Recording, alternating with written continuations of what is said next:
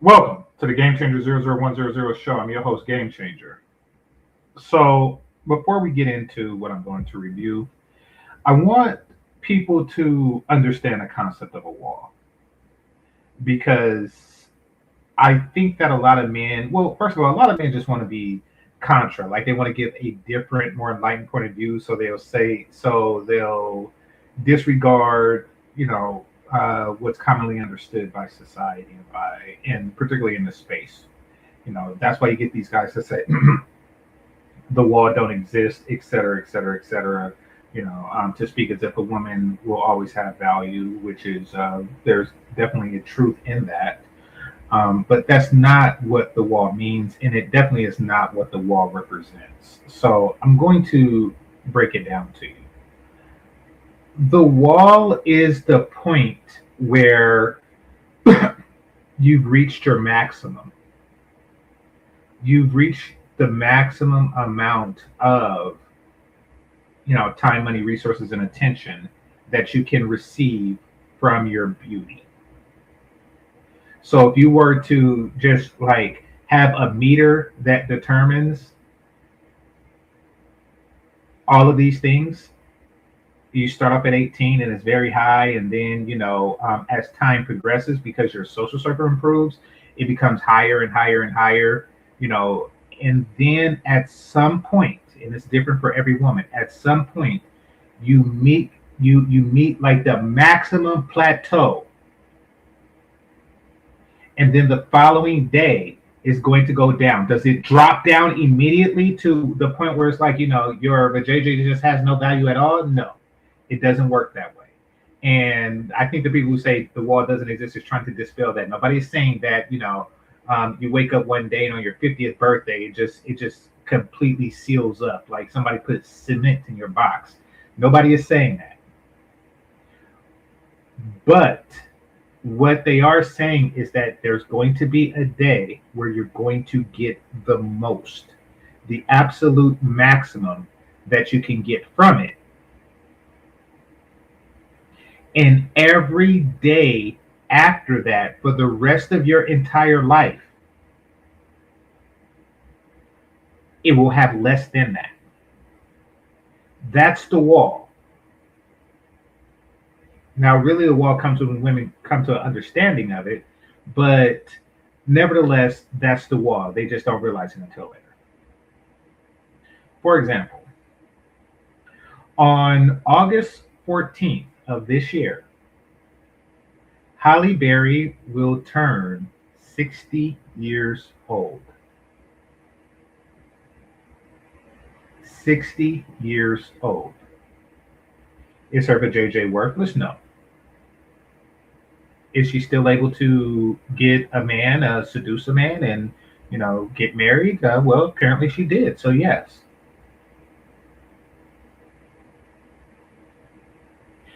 Is her Has she hit the wall? Unfortunately, yes.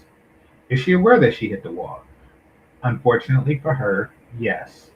Well, maybe it's fortunate for her because she has like a more down to earth, humble perception.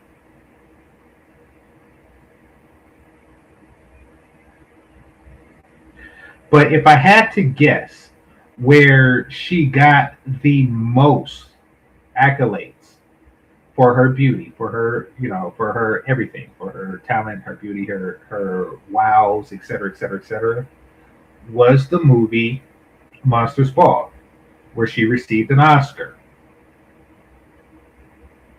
That was the most she will ever get from her beauty. She was the one who, they showed they paid her 10 mil for her boobs alone on Swordfish, and it was worth it to a young game changer. That was the top. From that point on, she has, nor ever will, reach that level of goodies for her beauty. And that is the wall. It's unfortunate. She's still a very beautiful woman. But from now on, and this is true for Melyssa Forde, people will always say, they'll put that caveat, for your age. Nobody ever said that in Boomerang. Nobody ever said that in Swordfish. Here, let me look at her IMDb. Like, no one said that in Catwoman. No one said that when she made a guest appearance on A Different World. No one says that. No one said that in the first X-Men when she was Storm. You never put that caveat in any of those. I mean, she was just beautiful. Some would argue against me that she was the most beautiful woman. In her era, there were brothers who said she was the most beautiful woman out there. That was a title that I gave to Layla Rashad. She played Sunshine on Harlem Nights. And sometimes it would flip. Sometimes I would look at Halle Berry and say she's top. But now she's a beautiful woman for her age. That's the wall. She does her value didn't completely just disappear like poof one day, like after she got the Oscar or something like that. But no, it will never be what it once was. And that is the unfortunate feeling of the wall. Men, it would be the equivalent to if somebody just came to you and said you'll never make as much money as you did now. And maybe that's what athletes go through. They go through a cycle to where someone taps them on the shoulder and say, no matter what you do, you'll never make as much money as you did right now. And the reality of that has to be devastating. Especially, and the more that you receive, the more devastating it is. Which brings me to Melyssa Forde. She's going through a very similar thing. And I've watched a little bit of MTR and what he had to say about it. So I'm just going to go with his thing because, like he said, it's an hour-long video. And since he took time out to edit it, I don't have to. And I'll just watch the rest with you all. Hit the like button. And we'll get into this. Or actually, let me read some of your comments while I set this up.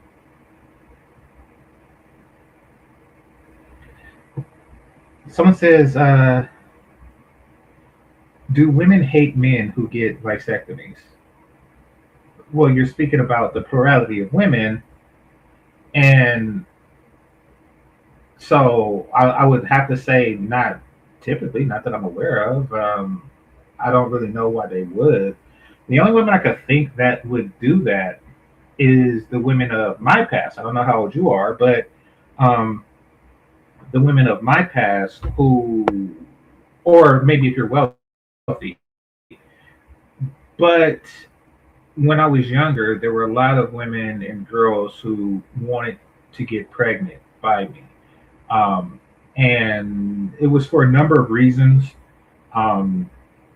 not limited to genetic qualities that they wanted to see passed on to their children. But in addition to that, there was a financial payoff through the welfare system. And they scan my earning potential, and it's like, okay, if I'm going to put somebody on child support, it might as well be this dude because he don't look like he's going to go to jail anytime soon. So that was a thing back then. And yes, if I was just going around raw dogging with a vasectomy, that probably would upset a lot of women who were trying to baby trap me. Do baby trappers still exist? Yes, absolutely. But I don't know if that's really a thing. I guess if you're a baby trapping woman, the reason why it existed more so in the past was because welfare was highly beneficial. It was like it was ridiculously beneficial. So now, not so much. All right, let's see some more of your comments. All right. These old berries don't turn into wine. That's cold. That's cold. Now I got that from Friday, where where Chris Tucker was like, "Mama got it too," and it did. Craig looked at him and he said, "Is your mama?" He said, "Yeah, the older the berry, the sweeter the juice." And then he said, "No, it's the blacker the berry." He said, "Yeah, she black too." But I was like, the older the berry, the sweeter the juice. No, no. I mean, it's so people will, be at the senior homes, like, hey, tell me what those things do without the dentures. Let me see what that mouth do without the dentures. Like that, like if that was the case, the whole dating structure would be completely different. But keep in mind that they were in their 20s. So presumably Nia Long's mother would have been in her 40s at the time that comment was even made. We're talking about women in their 50s, and in Halle Berry's case, are 60s, soon to be 60. So we're talking about women in their 50s.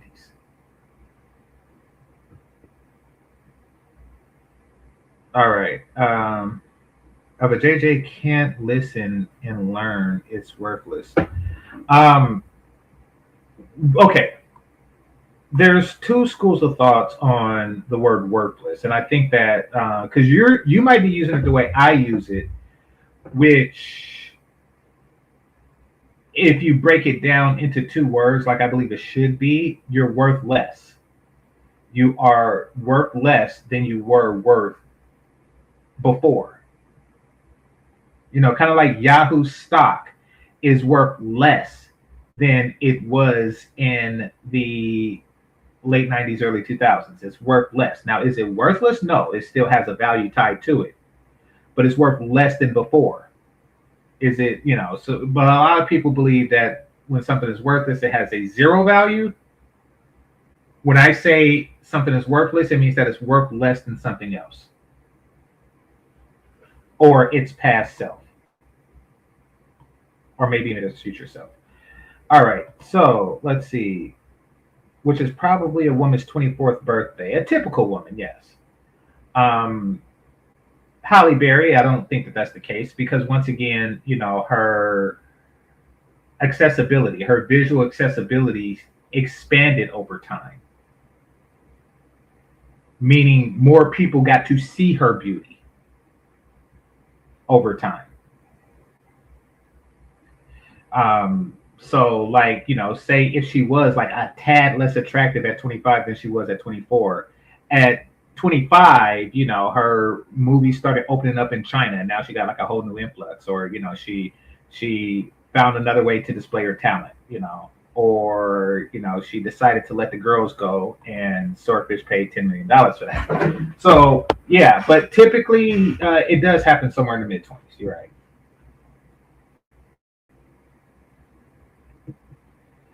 Halle Berry has lamented being mainly talked about for her beauty. Well, the interesting thing, and I have to give Halle Berry her credit, she is an exceptionally beautiful woman who, when you look at the start of her career, she didn't want to be known for that. She wanted to, and I think that she's smart enough to realize that talent has a much longer shelf life than beauty. So she wanted to be seen for her talent. That's why you've seen her play in movies like Baps that don't really display her as a beautiful woman. She was in Jungle Fever, where she was a crackhead. So yeah, it's she didn't really try to harp on that. She wanted her talent to show, and it did. She didn't go for the leading role in Boomerang. She kind of went for the support female, or the beta female, whatever you want to call it. But yeah, so to her credit, she did see this coming, and that's why she still has a career, a fruitful career. All right, Halle Berry is actually talented, definitely compared to Forde. Absolutely. Absolutely. I don't even think Forde has any talent at all because she's the exact opposite. She needs to be looked at. as beautiful because that's the really only reason why somebody would pay her.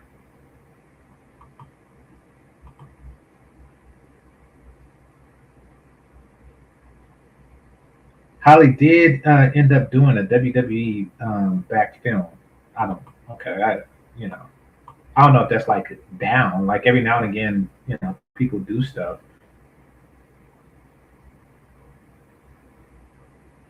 because there's a lot of women going into the seg industry, or should I say, getting paid for their appearance. Well, yeah, yeah, and they max out and burn out really, really quick nowadays. Unlike unlike Halle Berry, because very few women actually get to get a leading role in a movie. So it's going to be memorable. I mean, was she the most beautiful woman of the time? No. Um, no, she wasn't. However, I just so happened to not have seen the other ones. I mean, I'm pretty sure that there was like somewhere around, lurking around. She could have been, right down the block from somebody, a more beautiful woman. You just didn't see her because she wasn't on the big screen. Now you would see that woman. So yes, it is highly competitive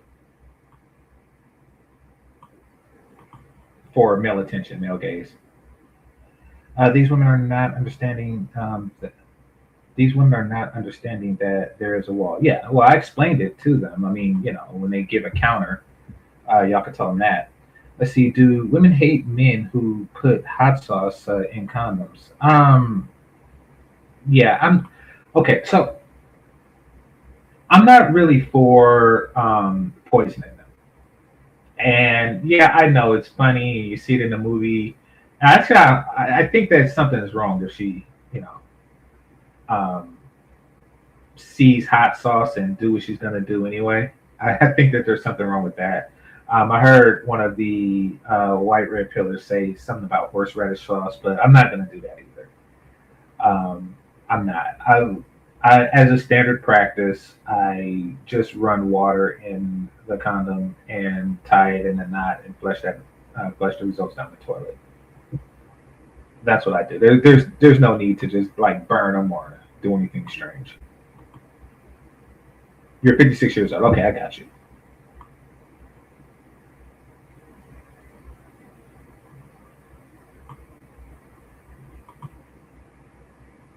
Okay. Oh yeah, and losing Isaiah is another example of her displaying her talent over her beauty. I mean, but she would be a fool to be that beautiful and ask that the world ignore it. I think that she's a very smart woman. I mean, nobody's going to just see Halle Berry and like, ooh, she looks like a good mother to Isaiah. They're not going to do that all the time. You can't hide that. But Halle really hasn't been that great of an actress. I like you, so I'm gonna pretend like I didn't hear you say that. But I'll just calmly say I disagree and say that she's an extraordinarily talented actress, beauty or not. Angela Bassett kind of holds the crown for attractive and talented of her time. Um, I would say that they're both extraordinarily talented. I would definitely say that. I don't think I can give a crown to anyone of that time. Yeah, I mean, it was an extraordinarily good time for black actresses. Not to say that that doesn't exist now. It's just that movies are so cookie cutter and don't really allow opportunities for such talent to prosper, especially in the black industry. All right, so we're going to go to mediocre tutorial and reviews. A lot of people left. All right, hit the like button, please. Please.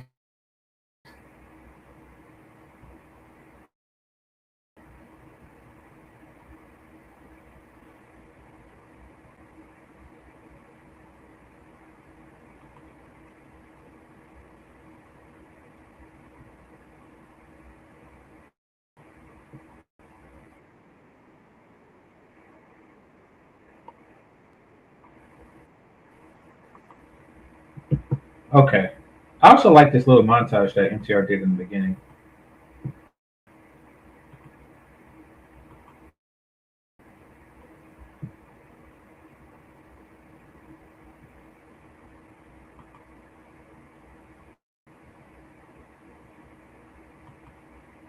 You should be off the market. Melyssa, like, yo, she's cooking. Ain't nobody gonna rock with her, man. They're just gonna use it for, when you've been ran through like that, that's what happens. This is what coping is. This is not what I want for young women.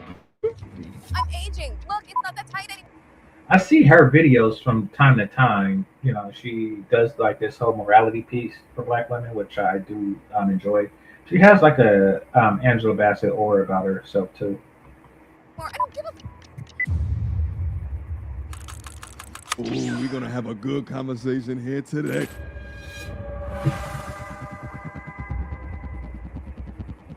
Hey, listen, because we got the post-wall brood mother herself, okay?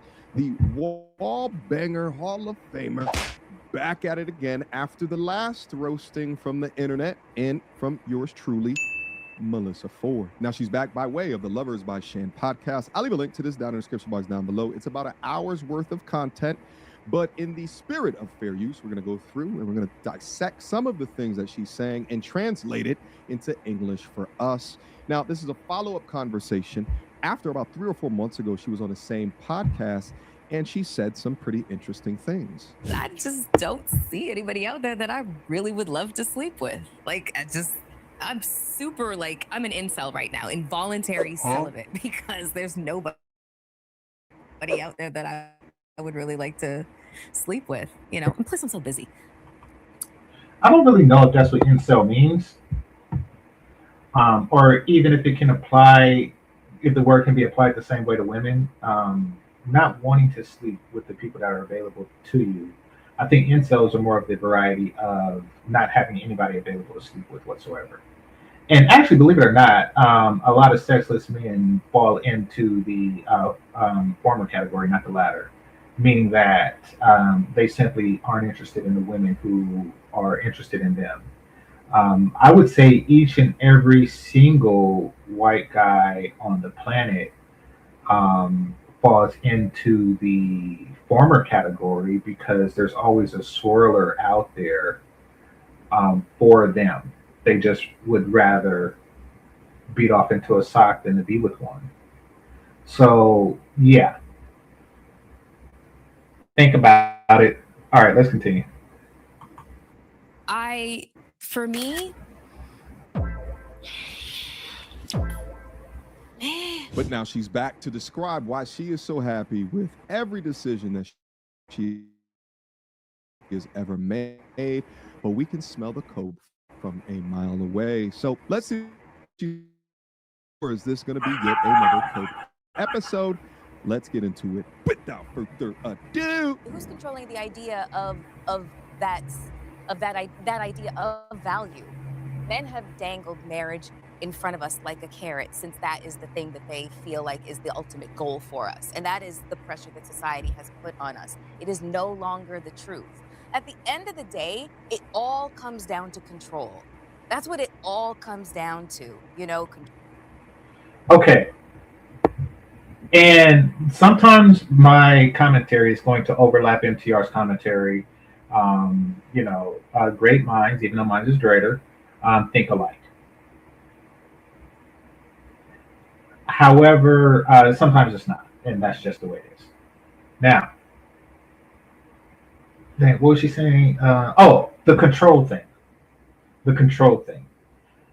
People who think like that really view the world in terms of control.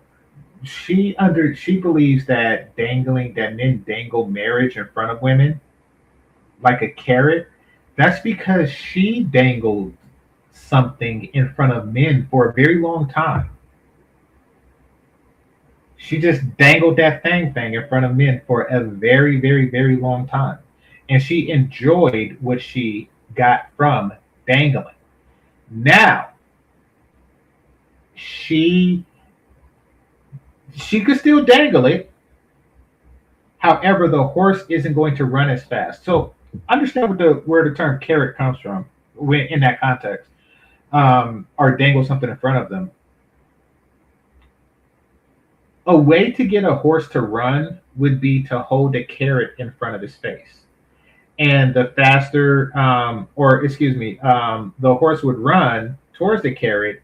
And because you're on its back, the faster the horse moves, the faster the carrot moves. So he never actually chases it, or he never actually catches it.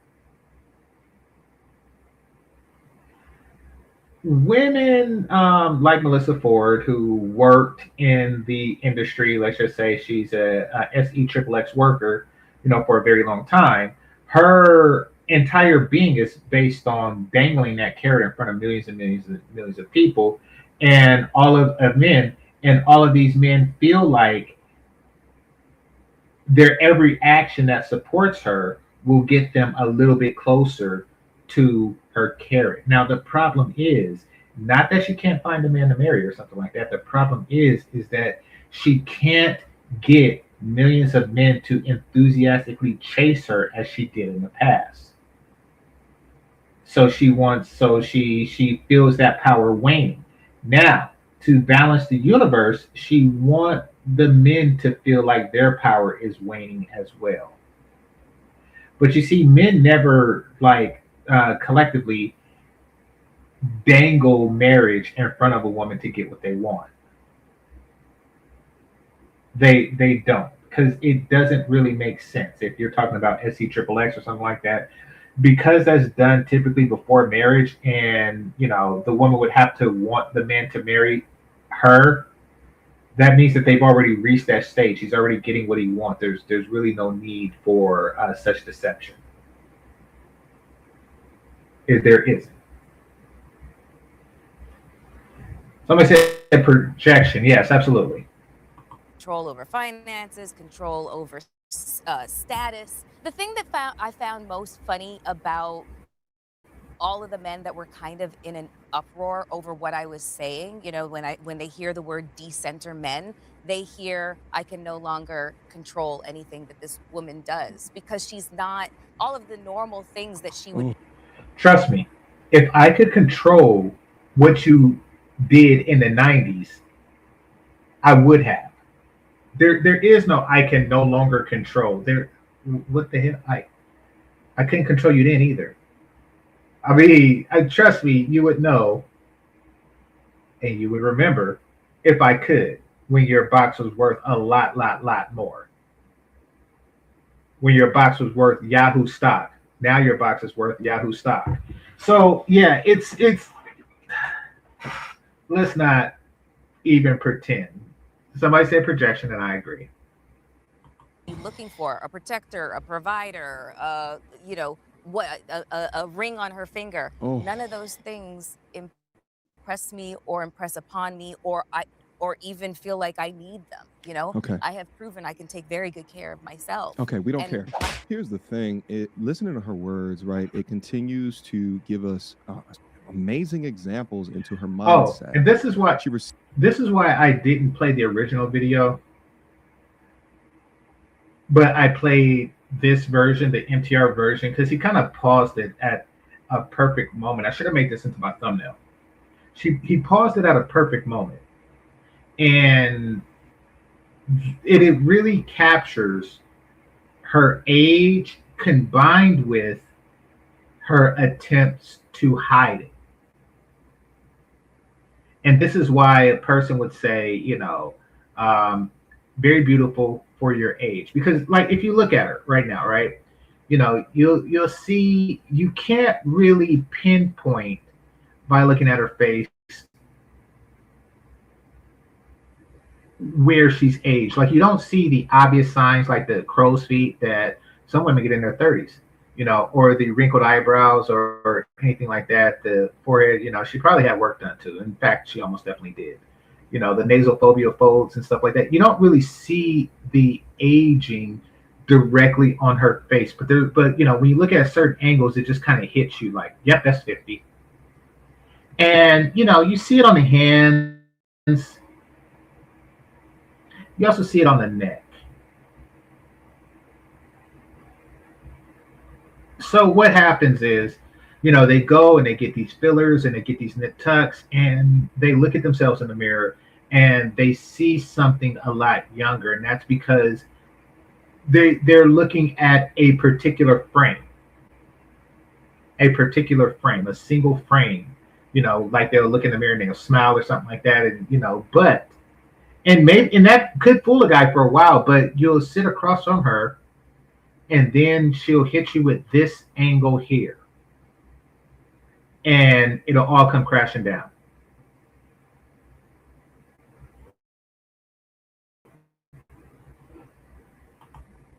All right. Remember, for almost 2 years, D. Scott, he said, the 304 to feminist pipeline is fascinating. Absolutely. You want to know the worst case of this? Because it's like Melyssa Forde, but so much more famous and successful. Christina Applegate.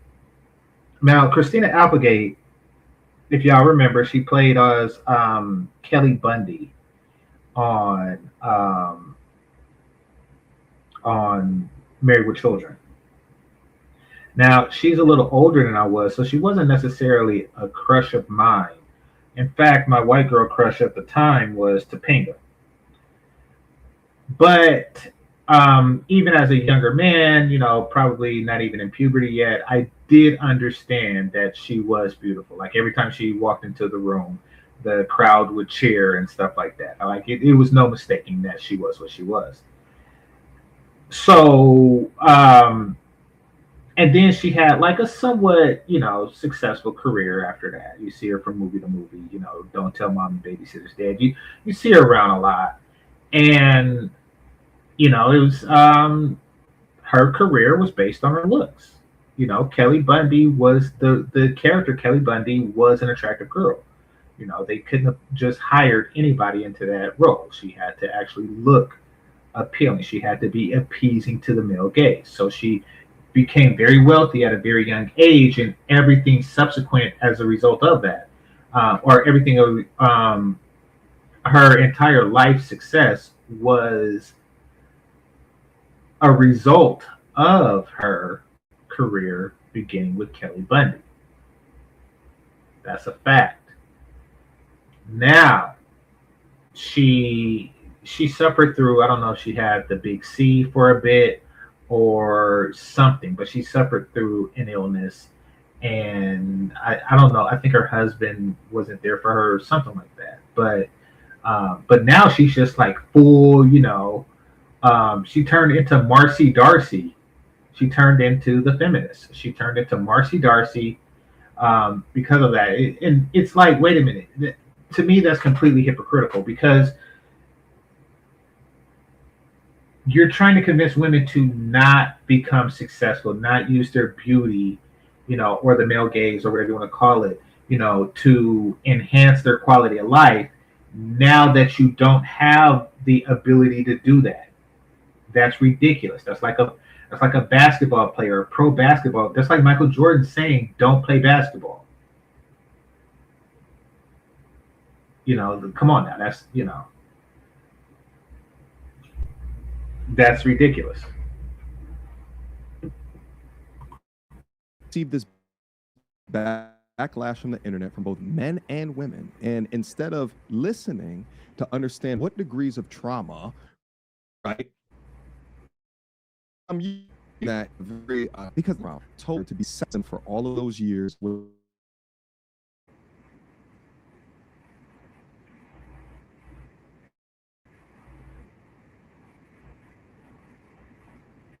She signed up for, that is going to aid in her creating this negative picture of men. Okay, now because she's not healed from that, she's not gotten over that, she continuously, when talking about men, does so and places them in this negative perspective. Men talking about marriage is not trying to control you, but within her mind, men are evil. And if men are evil and she's living in this like oppressive state as a woman and down with the patriarchy, then within her mind, she can't come up to a conclusion of positivity why men might be trying to. Could it not be for family building? Could it not be for religious reasons? But again, another BS. She's not thinking that deep into it. She's just upset at men for not giving her time, money, attention, and validation, not giving her as much of this as she has been used to.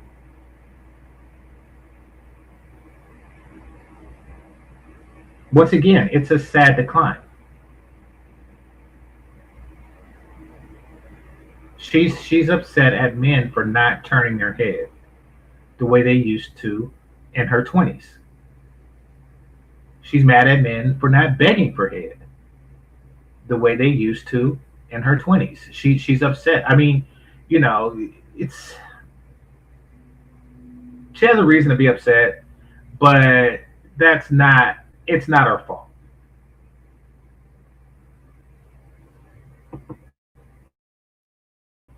That's talking point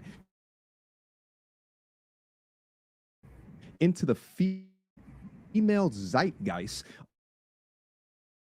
of hate towards men that can Forward under listen, to be honest, I don't, if it wasn't for like stuff like this, I wouldn't, like, I learned her name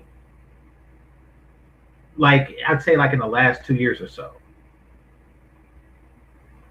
I really didn't know her in the 90s. I'm in my 40s, so I know, you know, like I was around, you know, I hit puberty, you know, like when she was in her heyday. So it's not like I didn't have a TV and I didn't turn it on and, you know, recognize a beautiful woman. Like I mentioned, like Layla Rashad, like Halle Berry. Who was the other one? Vivica Fox had her day. Who else? You know, there was a lot of beautiful women whose names I knew, and her simply wasn't one of them. She just wasn't. We must be centered through them. And my job, simply as a content creator, is to push back on that. These feminists have gotten their high horses for far too long unchecked with this bullshit against men. Oh, and another thing about her, I really think that it was a long time that I realized, before I realized that her and Claudia Jordan were two different people. Is that Claudia Jordan I'm thinking about? Oh.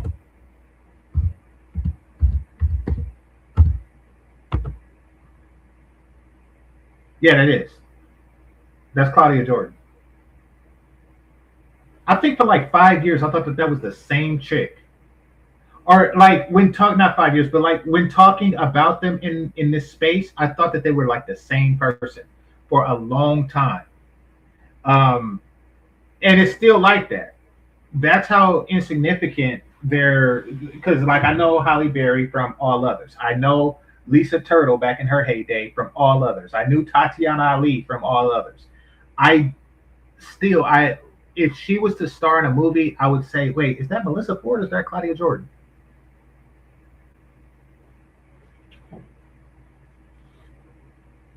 I'm gonna say Melyssa Forde was known for the 2000s more than that. Listen, it don't matter. I didn't know her. It's not like I disappeared. It's not like, you know, the 90s I just disappeared and then came back in 2010. Like, listen, whenever her day was, I was not around for that day. Like, she was gone. Like, I mean, she never resonated in my mind.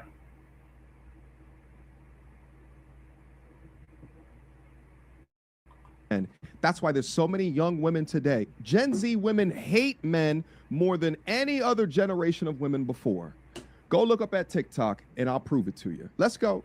My standards are based on what I have been able to provide for myself. But at the end of the day, I found it really interesting that people seem to feel like I need to justify what makes my life meaningful. I have determined what makes my life meaningful.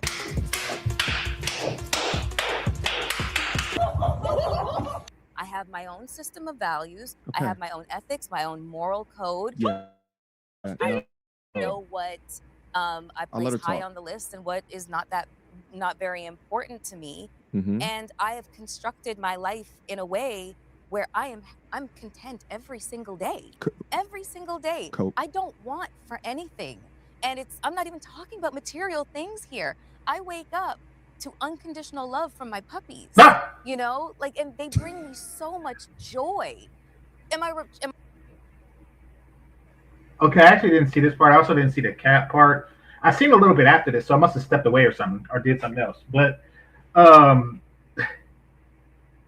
when she said puppies, the first thing I was thinking was like Kevin Samuels, Buy a Dog and Die Alone. And the fact that she's doing this in front of, you know, MTR, who's Kevin Samuels' good friend and buddy, unlike Obsidian. Poor Obsidian. Poor Obsidian.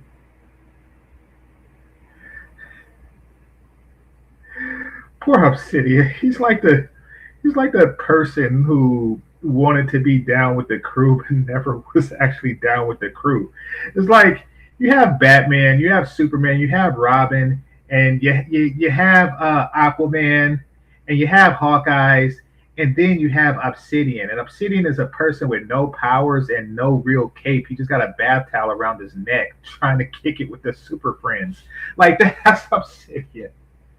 But I digress. MTR is actual was actual Kevin Samuels. It was real friends. There's pictures to prove it. And so he's familiar with the whole Buy a Dog, Die Alone. So she says it and he's there cracking up. I think he's thinking the same thing I'm thinking. But dogs don't give you unconditional love.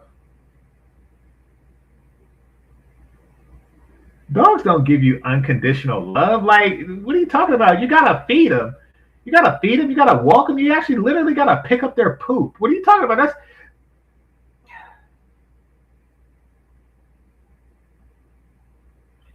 what she means. And MTR might say this too. What she means is that dogs can't reject you. Because you would much rather suck a penis than pick up poop. And you know that. The thing is that a dog will never leave you as long as you keep the door locked. And a human will. Because they have. Over and over and over and over and over and over and over and over again. And over. I forgot a over. A lot. She's been pumping out the lot. Get it? Got it? Good. All right. By saying that there's no difference.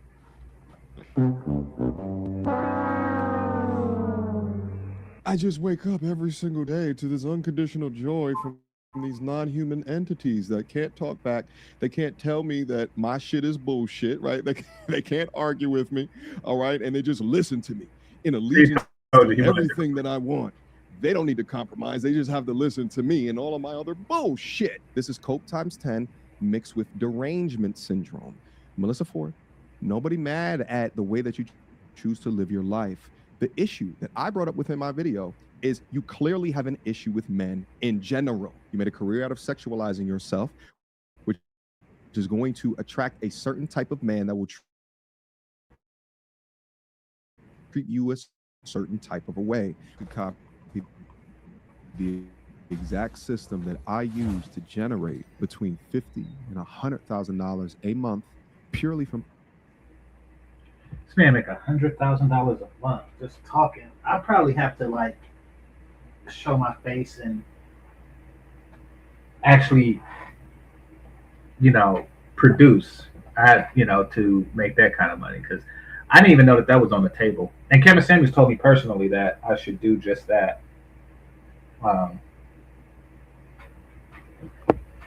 But I didn't know how much money. Like, it wasn't until Kevin Samuels made it that I knew that there wasn't a cap on this. Oh wait, he's wearing the same shirt.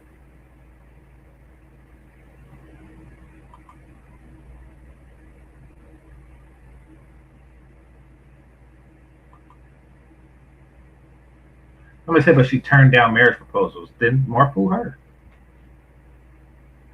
searching for romantic love when by my own lived experiences, I would get further in life drawing a circle on a brick wall and smashing my head in the middle of it. She hates men. Stop laughing at that. Like I don't want it. It's not funny. I don't desire it. I don't desire it. I'm not looking for it. If it falls in my lap, Cat shepherd. yay. Dog shepherd. But I'm not sitting in a waiting room anywhere. I'm not just sitting in a waiting room waiting for my number to be called. Like, here he is, Melyssa. It's not that important to me. I have very strong views just about the gift that life is. Okay, and cool. What we should be able to do with it. It is a gift from source, God, spirit, whatever you want to call it. Sure. It is a gift that has been. Okay. Not saying that she don't believe this and, she can't enjoy life, other aspects of life besides men. Not saying that at all. I'm just saying that is an additional aspect that you can also enjoy. And the fact that you're not is because you don't want to. Okay. And this is what's really sucks and what's really going to hurt. And Halle Berry, is in this situation right now. And that is whatever you get, whatever ring you get is going to be substantially worse than the rings that you've turned down in the past. And let me show you what I mean by that.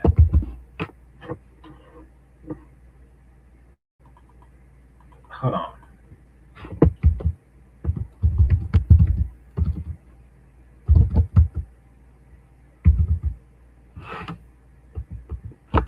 All right. So Halle Berry, she doesn't have a husband yet, but she's engaged to the musician a musician by the name of Van Hunt.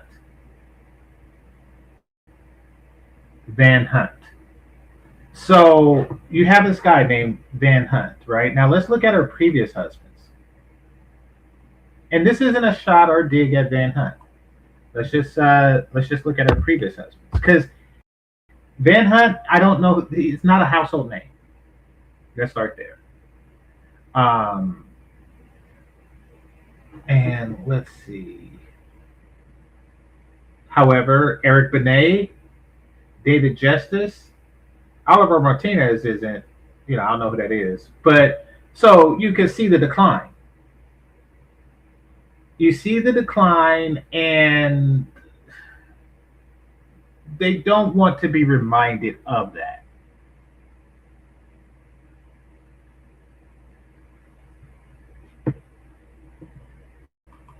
Bestowed to you. Okay. What are you going to do with it? Big true. And every single day, I wake up excited about how I get to plan and think about how I'm going to enjoy this gift.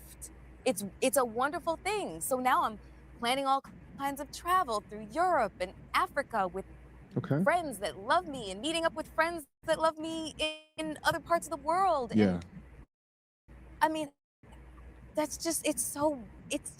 makes me just so happy and so pleased. Okay. Where's the... All right, you can really tell a person's mindset by how they talk about stuff. And she has to be the most self-centered bitch that I've seen this week. Not going to say that exists, because trust me, I could tell you stories, but definitely that I've seen this week. And notice how she says that love me. I get to meet friends that love me. A regular person would say, I get to meet friends that I love, or we love each other, where it's mutual. But she still is looking for that adoration from others that she received in her prime. And now she's getting it from dogs. Like she didn't say I love my dog, you know, or and stuff like that. She's like the dog loves me. She's looking for love from others.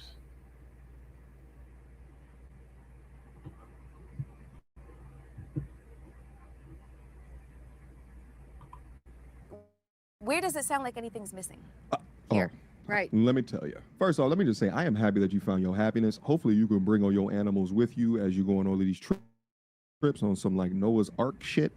But however, you having to repeat this over and over and over again doesn't sound like what you actually believe, but it sounds more like cope.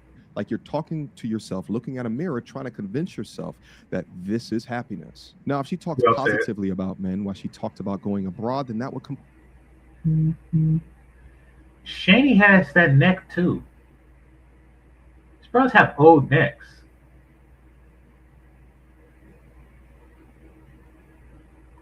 Completely changed the context. By the way, didn't something happen on the Joe Budden's podcast and she got let go and kind of said like the dudes over there are misogynistic? Her relationship with men is a constant theme within her life.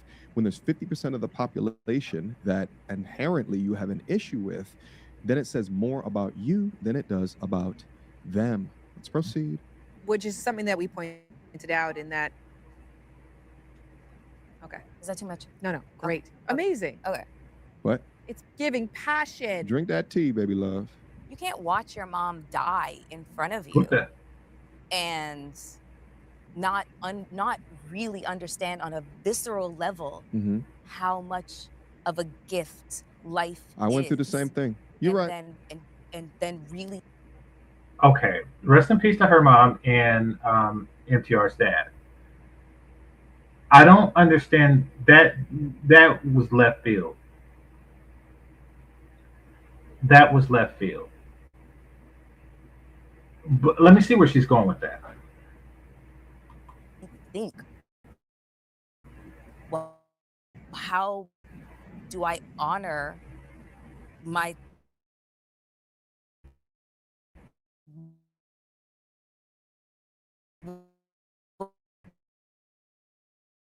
whatever time I have left on this earth, you know, because tomorrow's not.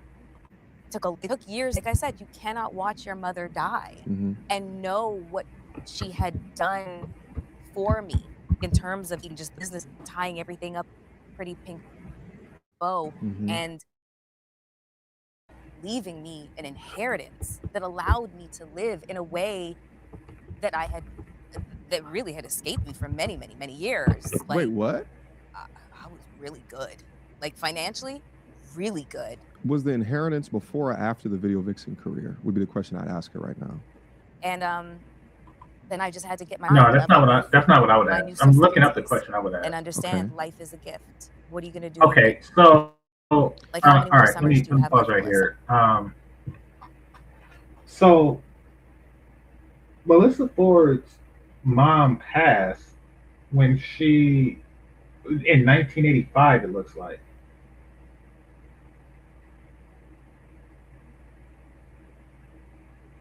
So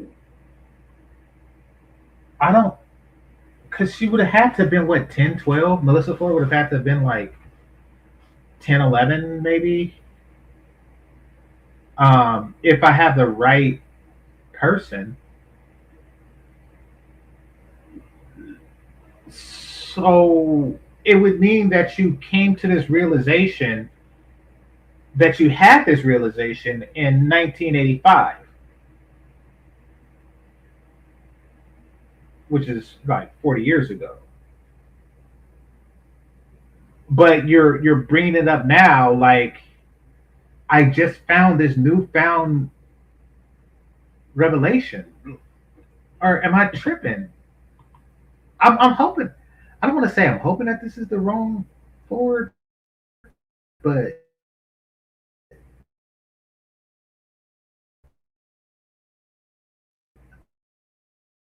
well, I do because I don't want to think that she suffered through such a traumatic thing at that young of an age, but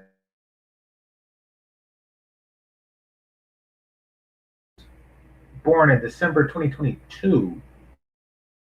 So that would have made her like 54 when she gave birth to Melyssa.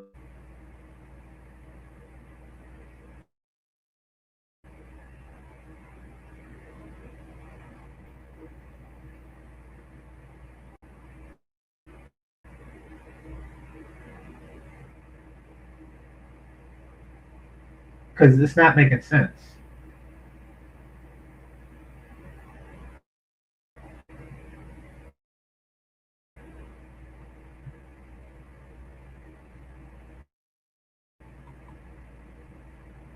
If this is the right person, then she's talking about something that happened as a very young girl. So when I type in Melyssa Forde's mother, a woman by the name of Barbara Forde comes up. And then when I click that, a white woman by the name of Barbara Forde comes up. And it shows a picture of her with the light-skinned girl. I'm assuming it's Melyssa Forde. And then under the overview, it says children Melyssa Forde. So this is just cap. This is just cap on the demise of her mother. It really is. Because you didn't come to no realization at 10, 11 years old. You didn't. Or actually, no, it's more like 9 years old. You didn't come to that realization then. So, I mean, and if you did, then you would have just had it your whole life, and it really wouldn't have meant anything. Like, this is just madness. This is just madness. Hold on, let me see. Let me go to Melyssa Forde's IMDb because I'm curious.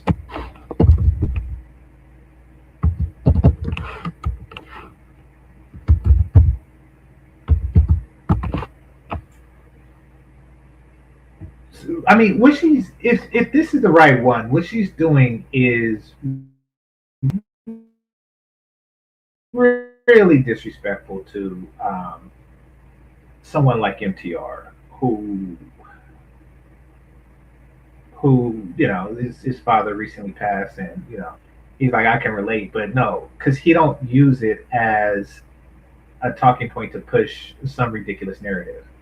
He's not doing that, you know, which is what she's doing. If you know, she's describing an event that happened 40 years ago.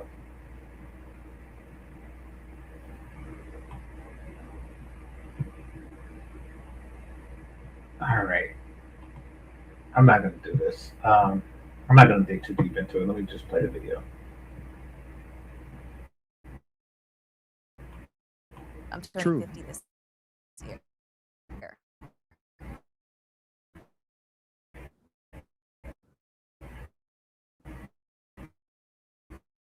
I don't know. I might have 16 summers left. I don't know. Maybe I have. Keep pushing forward because this time is valuable, and time is like you can't get it back. So you better enjoy every single moment that you can. That's true. I really enjoy these comments because I've been recently going through the same thing as well. Let me give her a little bit of advice if I was to say anything. You have to be able to practice, and I wish that she did this years earlier. You have to be able to practice forgiveness within your life. The thing is that, you know, she's 50. She's not like, you don't look like most 50-year-old women, all right? So there's dudes out there, but it's... No, like I say, she don't, but you will have to put in for a 50-year-old woman. Every compliment you give her has to be followed by for a woman in her 50s. It has to be.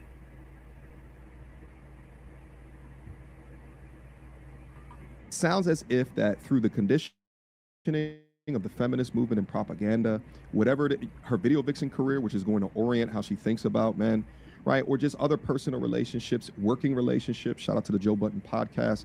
She now has this picture Okay. And maybe it's also aided with her being famous and of status. So then she can't perhaps consider dating or talking to men that are not within, you know, her line of work, or at least Hollywood or Hollyweird, however it is that you want to say that. But I would say practicing forgiveness is one of the most important lessons that I have learned in 2026. And through my practice of forgiveness, it has allowed me to drop anger, resentment, and bitterness, which has allowed me to identify forgiving. And I'm glad that MTR reached this stage of enlightenment, but you don't have to forgive somebody to move on with your life. Think about it like Antoine Fisher, for those of you who have seen that movie. It's basically of a young man who had very, very, very sadistic foster parents. And later he had to confront them in order to get some information on his biological parents. And though he moved on and he made it apparent that he moved on, he didn't forgive them.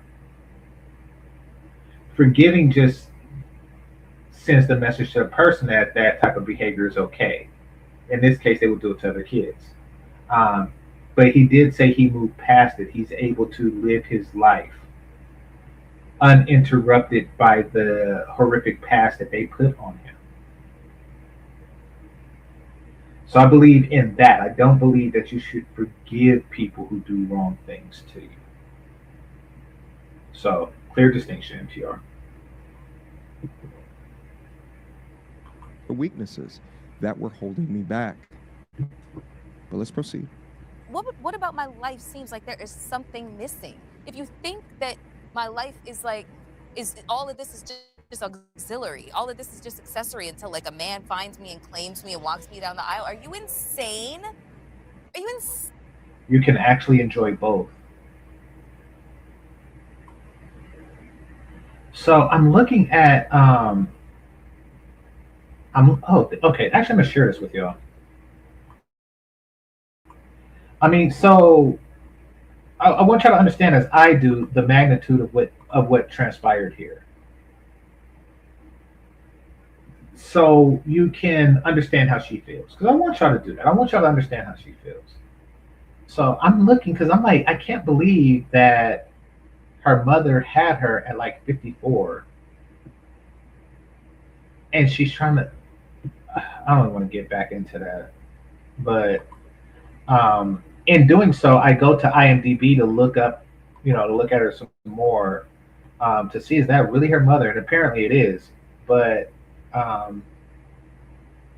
let's see.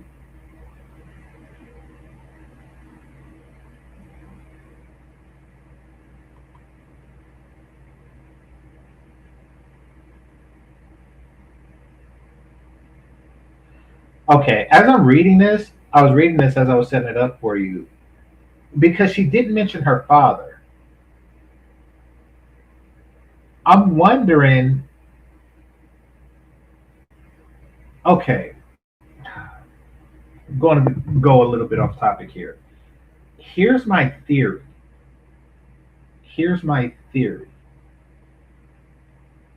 Her mother was one of these old white women with a dog. And her father was one of those,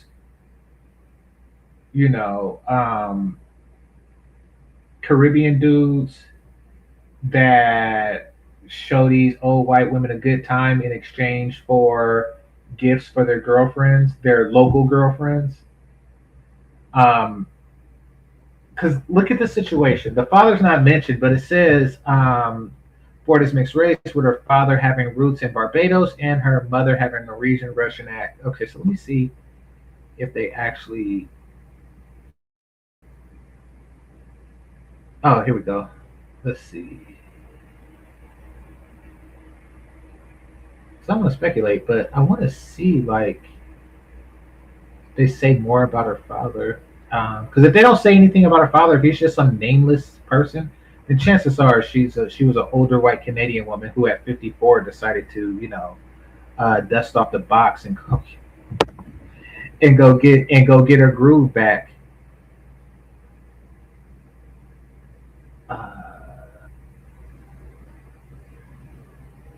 Oh dang, she was injured in a car crash, and that's it. That's all that's going on in your personal life ever.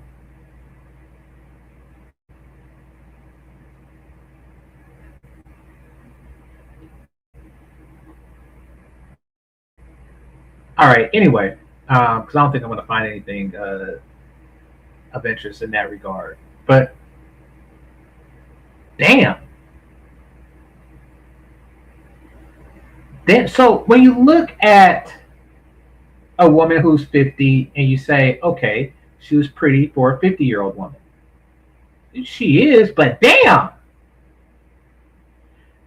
like you see the fall. You see the fall.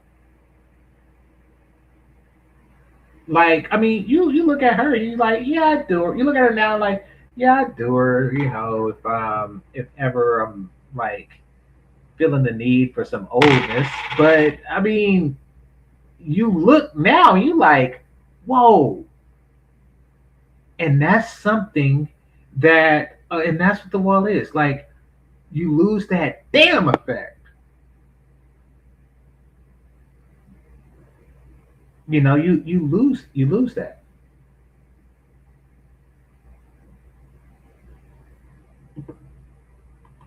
Somebody said her father passed away in 1992. Well, she don't seem to care about that. So, I mean, I'm hoping what my theory was wrong, and she actually knew her father, and you know this, and this. But if her mother passed away in 1985 and her father passed away in 1992, it would mean that she got to know her father a lot more. Damn, I've seen another picture of her. So you see, they don't have that. She don't have that. I can make a man lose his train of thought effect anymore. But anyway, she had an additional 7 years with her father, and she's like, yeah, but you know, my mother though. All right, back to the topic at hand. Hit the like button, people.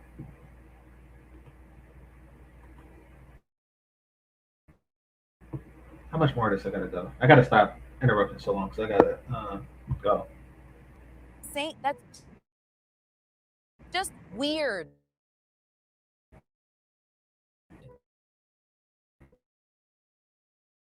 That's just weird. Sorry for the Thank you so much for staying with us. Okay. And we would love for you to come back for this episode of Lovers next week. I'm so happy to still have here. Hear about the devastation that guys feel when they cheat. Think about. I've never felt devastation for cheating. I have never ever felt. If I was devastated, then I simply wouldn't do it.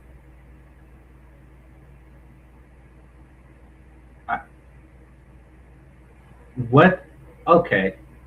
I don't know who this guy is, but he's definitely on the simp spectrum. But I'm gonna continue. Maybe I'm wrong. Maybe you're going somewhere with this. All right. My young self being in a position to lead. Oh, that's that dude. I don't have the answers. What kind of question is that? Okay, I'll tell you how to make a man not cheat. Be the most attractive woman that he is capable of getting. And there you have it. Do you think Screech would ever cheat on Lisa Turtle?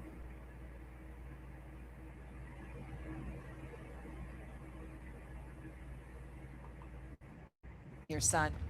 The same rules implemented for our daughter daughter who's 21 years old and What kind of rule is that?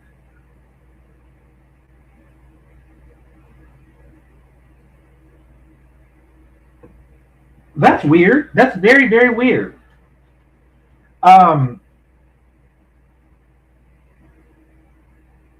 Yeah, like what kind of rules do you have for your daughter that you implement for your son?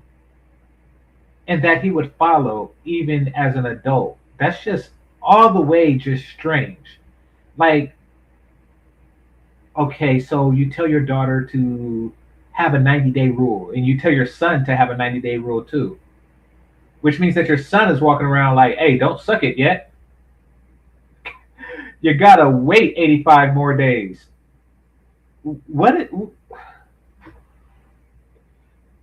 Simps are stupid.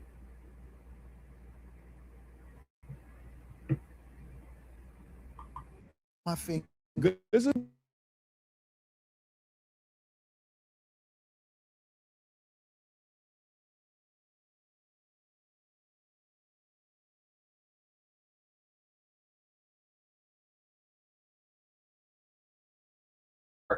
that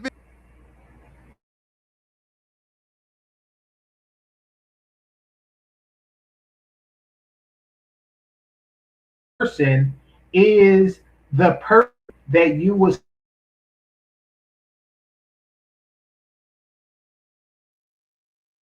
different. Even has the exact same sweater that you are wearing right now. This is you. This is the older you. You guys are wearing the exact same. This is the older hairless you.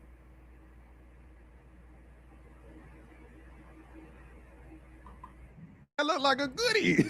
let me. He don't even see it. He don't even see that they're the same person. Skip forward a little bit. All right. Let me skip forward a little bit just to get into just to get into the content. But that looked like a great conversation. All right, guys, leave me something down below if you want me to go through that conversation as well. Let's go. Again, because we don't be Jordan. What the hell? What logic are they referring to?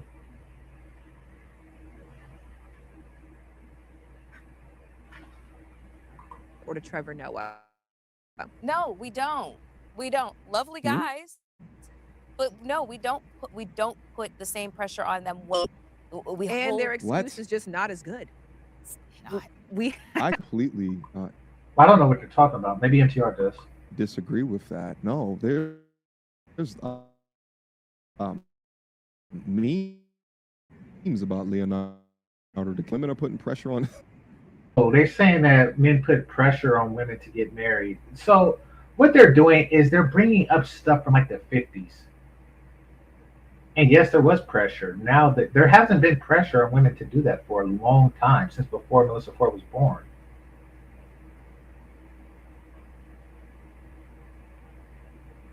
Married, there's pressure on both sides. Now, if you were to compare female versus male, I get the point. I get what it is that you're saying, but there's still pressure on both sides. Shit, I even see shit down in my comment section. When is MTR gonna? Chill, relax, baby. All right, I still got some time and some motion left. Hello. Afion Crockett. I don't know who these people are. That sounds vaguely familiar. He was one of the boyfriends on Cosby Show. Absolutely. He was one of Vanessa's boyfriends on the Cosby Show. I do remember that scene. Cosby Show was my lick. Bill Cosby is not what people are saying he is. He's a good brother, and I'll back him to the end. And it was a great show, and I do remember that episode. And that's right, that he was one of her boyfriends. Vanessa's character was a very weird one. She had all these relationships with people like Dabness and Homie and stuff, and she just always been like that. And so he was saying, I was posing to him about what we were chatting about and the concept around that thing, and if that feels resonant for him, because Afion's 50 plus, and also single. I definitely resonate with, but I'll never say that I love To this, 'cause this is my point.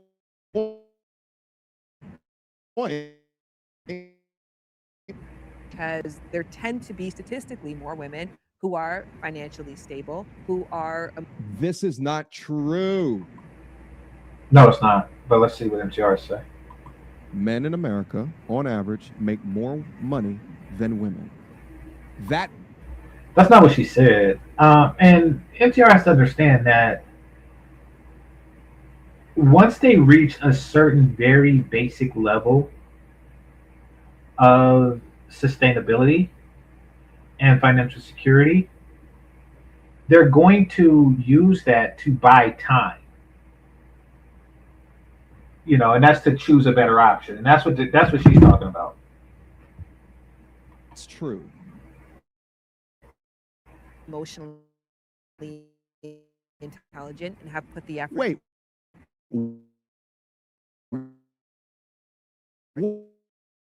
What? Who are financially stable, who are emotionally. They're like, okay, now that I have financial stability, I can demand more. And really, that's the same way men feel about, say, jobs. You come to a point where you're negotiating a salary, and it's a lot easier to do that if your parents give you an allowance of, say, $5,000 a month. Then you can demand more from your job. They just took it to a whole different level. It actually is more weird to meet a man who is not choosing to partner with a woman than it is to meet a woman who's not choosing to partner with a man. That part. Oh, yeah. Okay. So I don't know what you mean by partner with, but you're telling me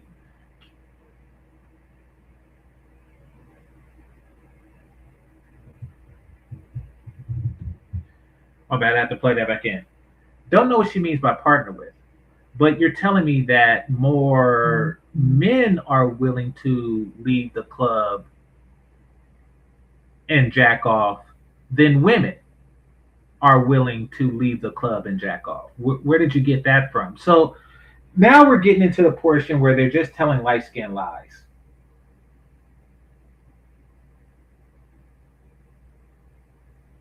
You know how to have white lies? She's telling light-skinned lies, which is half white lies. And confused. That was a light-skinned lie. Men are more are less willing to partner up than women. By that logic, it would be the men who turn down women.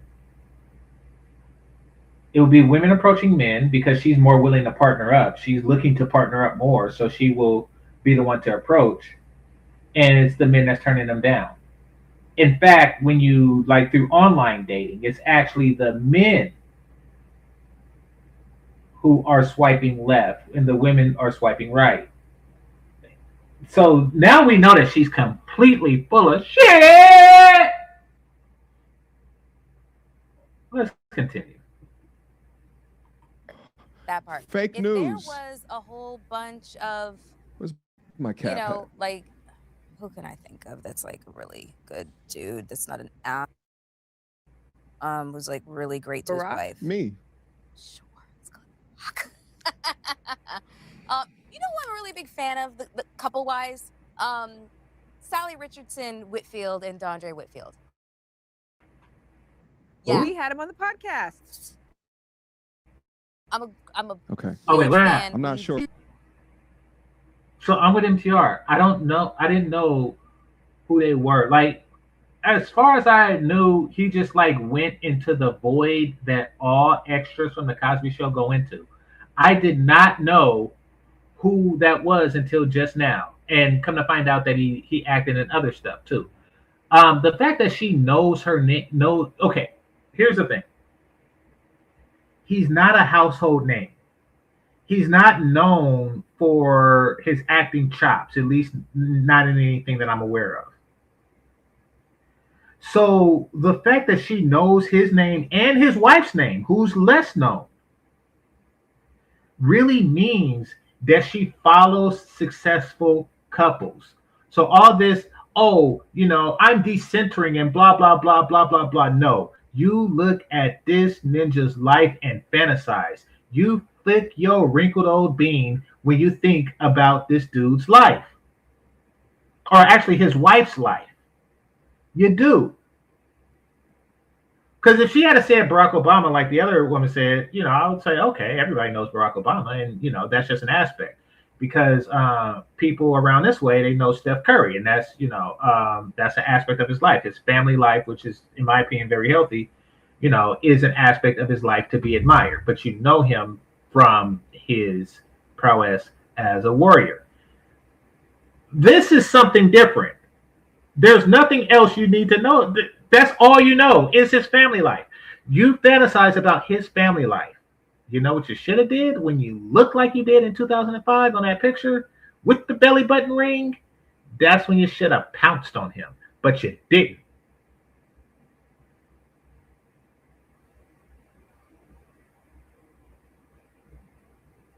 Oh, somebody said he's a black woman is God type dude. You should have sucked it then. Am I in bed with these people? No, I don't know their lives, but I have seen them. They've been married for a really long time. They're very, very supportive of each other's careers. And Dondre is a womanist. He is very he'll go up to women in the supermarket. Sis, if you need anything, if you need to be walked to your car, if you're fearful, come find me. He's just a really good dude. What does that mean? You know what I mean? So I'm not one. Okay. If she's talking about old women, I think most everybody does that. But if she's talking about two regular young women, then you're a creep. Well, I mean, they wouldn't say that because he's handsome, I'm assuming. But think about how that is. Just think about the stuff this is what you call womanist. And look at NPR's look. And this is how crazy it is and it sounds. So, you just so happen to be in a grocery store buying some tampons. And then this dude pops up and says, hey, if you ever need anything, you need me to walk you to your car, just let me know and I'll be there.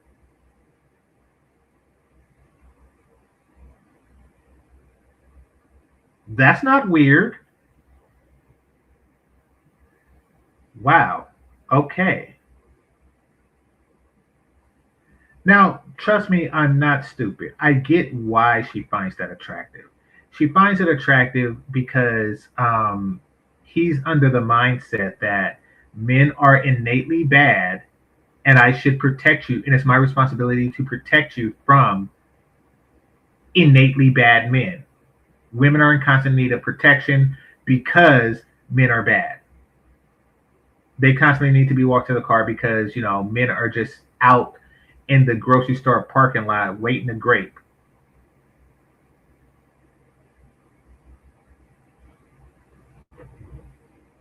To idolize other people's relationships, but I will say, if it don't look something like that, I don't want it. I don't want it. I want the guy that I would be involved with. So you want your guy to walk up to strange women and walk them to the car? Yeah. Yeah. Tell me what's your fantasy? God, he's special. He's special. He's special, and I just haven't found that. Well, we I know want to say that you're fantasizing about he this had this husband. moment in the podcast, which I'm just gonna pin to my heart forever, where I asked him about his son, and he closed his eyes and opened them, and a single tear fell. And he said, My son is my hope for every woman.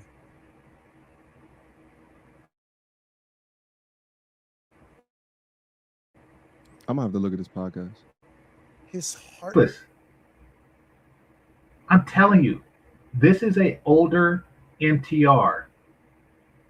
MTR was cloned from him.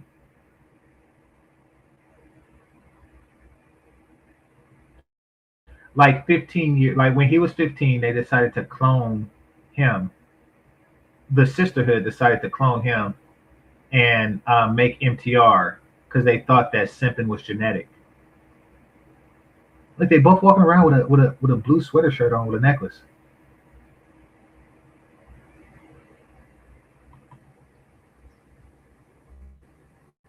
He's so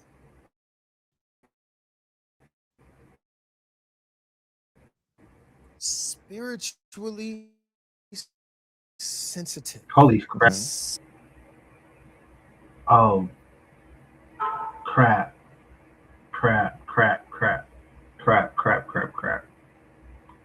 Boys, manhood, I would put up against any man right now at 17 years old. That dude is ready to be somebody's husband right now. My friend, I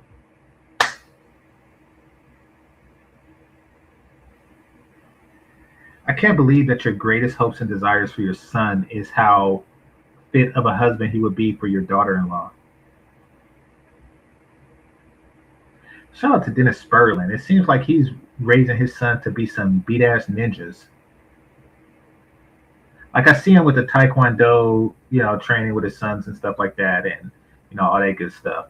And then you have this guy. He's like, oh, he's gonna make somebody a good husband. Jesus, freaking Christ.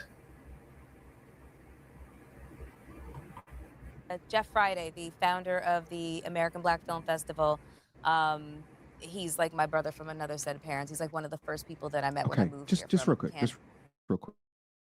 I find it so interesting that on this side of the internet, right, where they have female eyes, female audiences, it's like they want their emotions to be like a pin in her heart or something like that. And the guy's crying. And, the thing is that's his boy. I ain't going to judge how, he got emotional in regards to his boy. But it's almost like... Oh, I'm going to judge that nigga. I mean, that's some weird, you're not going to judge him because you light-skinned it. I'm going to judge him. What kind of crap was that?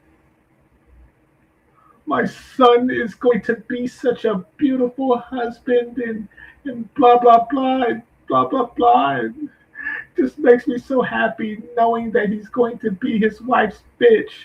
It just brings me so much joy that he's bringing somebody so much joy. And yeah, he might want joy for himself, but fuck that little light-skinned nigga. It's about her. I guess. I guess. What the fuck?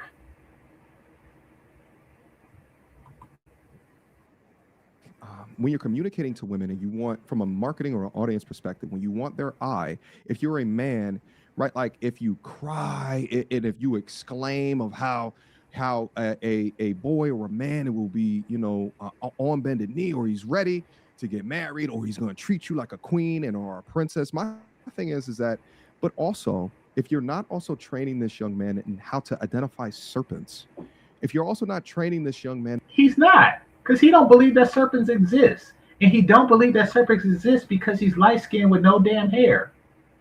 He's cursed. Like, he's setting his son up for failure. He's ready for marriage now. He's 17. Of course, he's ready for marriage now. Because 20 years from now, he's going to be like, whoa, he's going to realize, what women are. He's not aware of women's evil nature because you have kept him ignorant. You have kept him deliberately ignorant. That yes, there's also bad women out there as well, right? Like, you need a balanced perspective as a... And of course, he protects his daughter from bad men, but he refused to protect his son from bad women. If he had raised his daughter the way he raised his son, she would be pimped out right now because she would give all of her heart to the first man that she meets who might be a bad man. Hit the like button.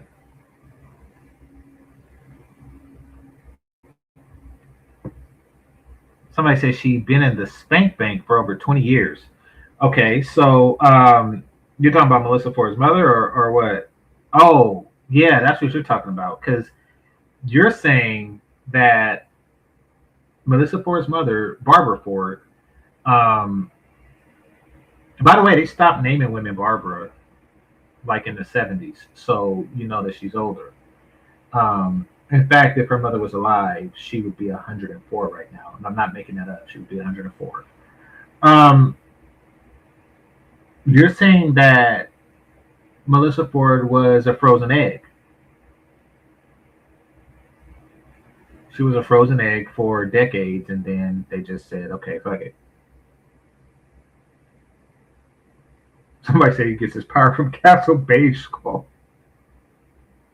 No, I'm not even gonna crap on light-skinned dudes. I'm just saying, like, you know, I mean, Sims come in all complexion. You know, Derek Jackson is pitch black, and we know what he's about.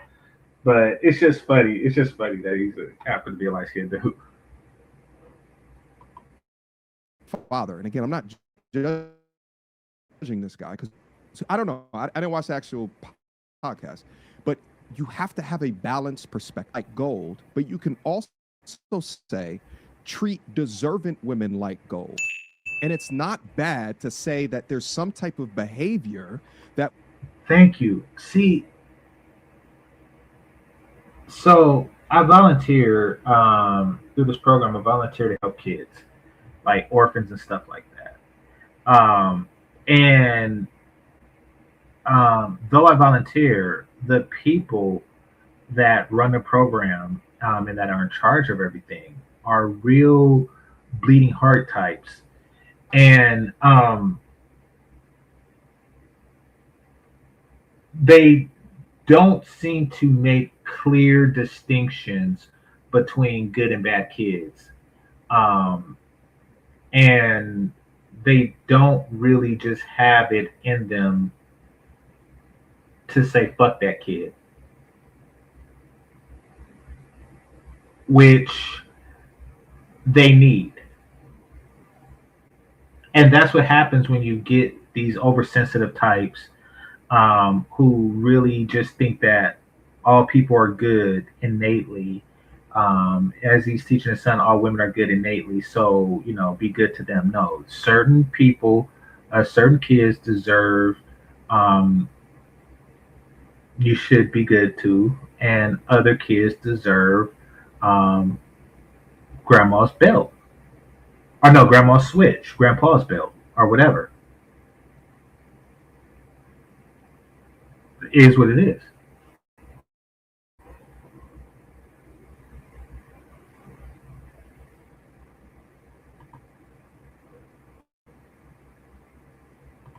Would elicit deserving.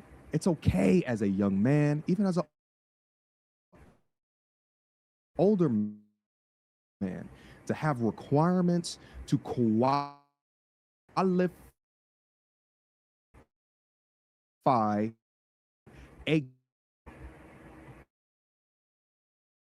in the way that it should reach boys and as well as men has been as clear. And that's actually one of the No, and it's MTRs. He's speaking wisdom. He's speaking facts. It's not reaching boys, especially it's not reaching black boys. Black boys are raised to serve their women from day one. The ones who weren't raised by single mothers were raised by fathers like this.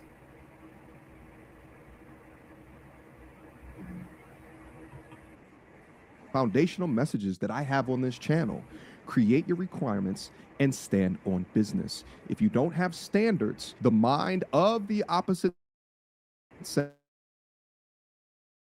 which tends to be a lot more emotional, may do things off your square, but as a man, you must hold firm within that. Hopefully that brother is preparing his young boy and is not sending him out there for slaughter because no, he's sending them out there. Modern dating, it is some ish. The content's still going to be popping though. It is my argument that here today, we condition young men, older boys, into how to treat women, but we're also not conditioning old girls or young women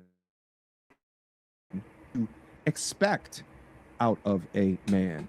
Case in point, Melyssa Forde, MTRs. You do not want to get to her age and have a low-key barometer hate for men while also having this picture of what a man should be to be afforded the opportunity with you. She had the buying eyes of every melanated man in America. You gonna tell me that none of them was good enough?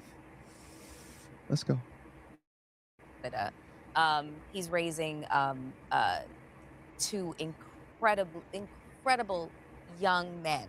My girlfriend Monica is raising Get out the shot, baby. sometimes, Thank you. like See, what she's talking about is simp farm.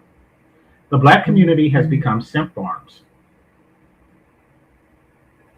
It has. That's what she's like. My girlfriend Monica is raising, she's basically saying she's raising some simps. by extension, Mm-hmm. I can apply the nurturing love that I would have had for my own child through my friends' children, because my friends are my family. I am part of the rich auntie faction, and I'm very, very, very, very. You're not their auntie if they're your friends.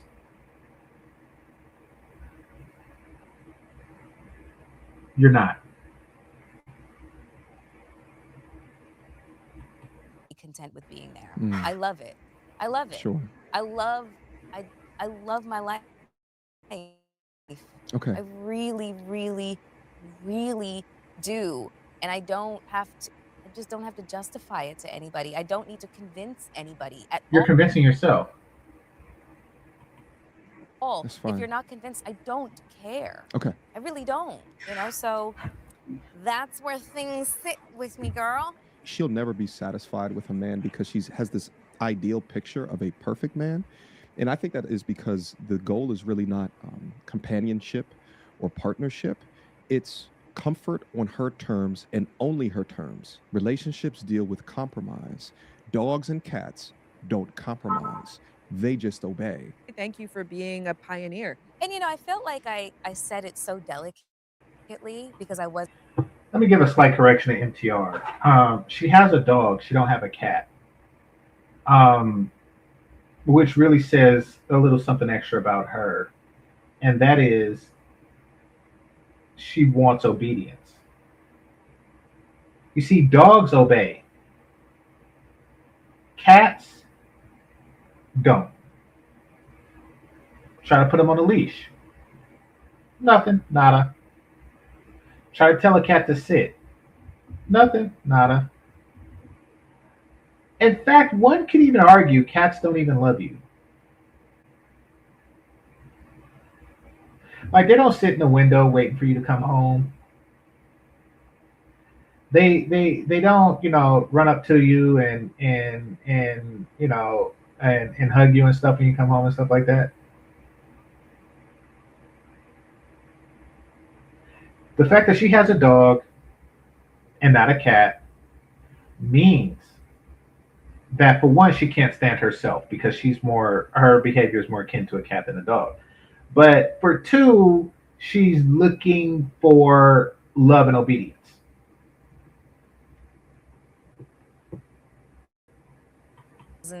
I was still kind of working through standing 10 toes down on the whole, decenter man and blah, blah, blah, whatever, like enjoying my life the way that it is kind of thing.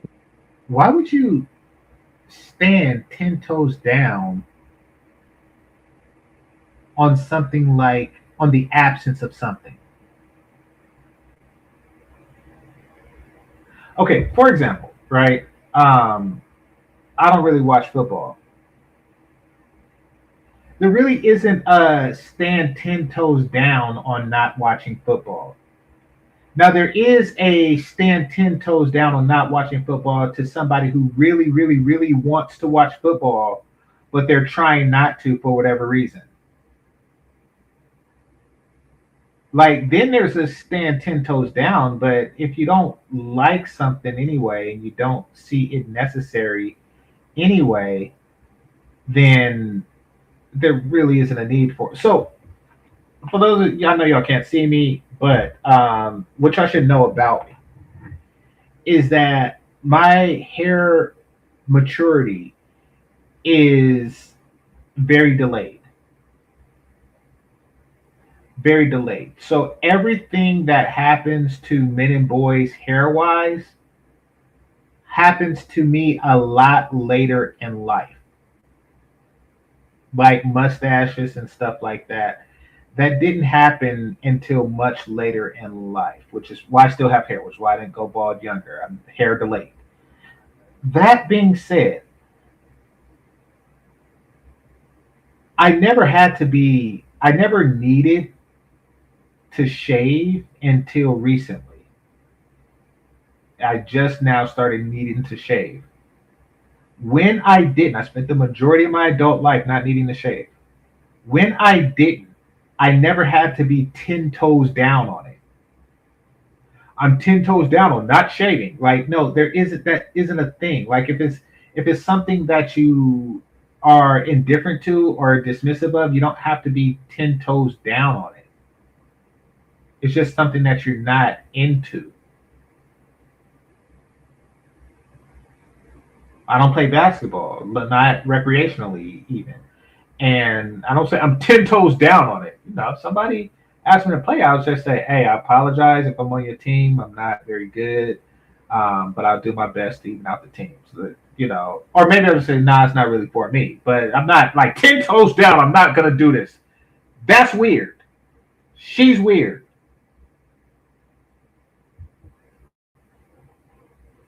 Somebody said you just have long hair, not on my face. Fuck. Mm-hmm. And now, just based on everything that is happening in the news cycles right now, all of the things that we're Okay. Now she's just trying to scare women. This is holy crap. hearing, Like that didn't happen in the 90s. Okay. learning about, just in terms of the What in the violence. hell is a grape academy? I mean, wait, hold on. Men encouraging one another to drug, and that's not a thing. So true story, right? Years ago, maybe even like 15 to 20 years ago, I was on this dating site, and I know it's been a long time because I haven't used dating sites in a long time. And a dude hit me up with a picture of a blonde white girl who's from like elsewhere, and I thought I was talking to her, but I was talking to a dude, a white dude, and he was serious. He was asking me to help him grape that girl. And by girl, I mean woman. She was a woman, but still, I mean, it's bad. It's worse if it's a girl, of course, but it's bad all the way. It's bad regardless. So I respond and I say, well, tell me everything you know about her. And he did.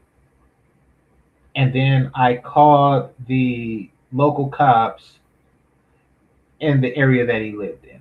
And I don't know if there's like a, you know, because he was in a whole different state. I don't know if there's an FBI unit for something like that or what.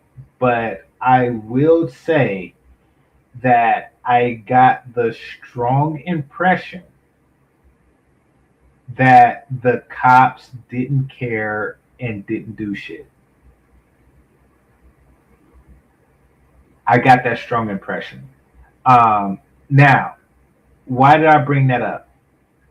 That is the one instance. That is the one, horrific instance that has like hit me ever in my life. So for them to say that there's a group of like back alley men that are just like talking about, pilling bitches and shit like that. No, if I heard about that weird ass nigga, I would have heard about whatever society that you're talking about right now. It's just not a thing.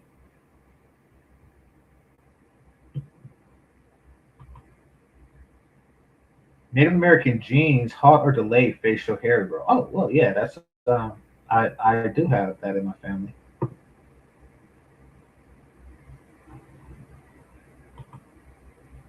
I'm like I said, I didn't grow a beard till I was in my 30s. That's early for like when I say it like recently, I'm talking about like recently, like after COVID, recently. Like it's to like I didn't like some people were preparing since 17. Like, nah, that wasn't me. That patriarchy really is responsible for. I'm so accurate. And it's not. This is weird. I hate it when bitches say patriarchy. Even just, not even a choice to, put romantic love on the back burner. Yeah. In a lot of women's cases, it's our sense of safety. Like, it really is life or death. I've been accused of being a misandrist a lot. Mm-hmm. And I'm like, well, that's a cop out, but whatever. But the difference between a misandrist and a misogynist will take her books and her cats and go off in the forest and say, leave me alone. I don't want to. But you're not. You're not taking your book and your dogs and going off into the forest and saying, leave me alone. You on the internet talking shit. So, yeah, okay. Everything to do with men. No, they don't just do that. They might falsely allege, right? Like, there's things that they can do in order to try to destroy people, okay? But good men, but you're stuck on TikTok brain, or you're stuck in news cycles, and your algorithm is probably just full. Interesting is that the majority of men don't display this type of low women like her. I know that there's plenty of women out there that do not vibe with the things that she is. I will say that there's a large amount of men that have a low barometer hate or disdain for women. However, they don't mean it, and they most certainly don't act on it. And that is the extraordinary difference. And okay, for example, a woman says she's decentering men, she means that shit. A man says he's decentering women, like, yeah, let a naked bitch be in your bed and see if she's not in your center, and see if you're not there front and center. Shut the fuck up. So women don't even take it seriously if a man is talking about decentering women, because that's something that he says while her panties is on. Like, but when women say it, they are reasonably serious. Saying and love men and wants a good man. I understand that. Shout out to the MTRs yet again. A misogynist will sit in his base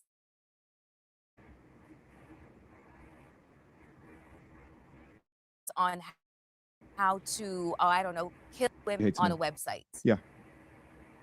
Well, at least I know I'm not that. First of all, there's no basements here in California. At least none that I'm aware of. I mean, those of you who are from the West Coast, y'all let me know if y'all have ever like been somewhere with a basement. I didn't even know that was the first time I heard of a basement was on the movie Pee Wee's Big Adventure. I was a kid, and it was like Alamo in the basement. It's like, the hell is a basement? And then I seen it on the Cosby Show. It's like, oh shit, it's a whole nother room that's just in the bottom of people's house and shit, like a bomb shelter. Um, all right, so yeah. Nobody here is living in their damn basement doing whatever the hell it is, and I don't know, like, um,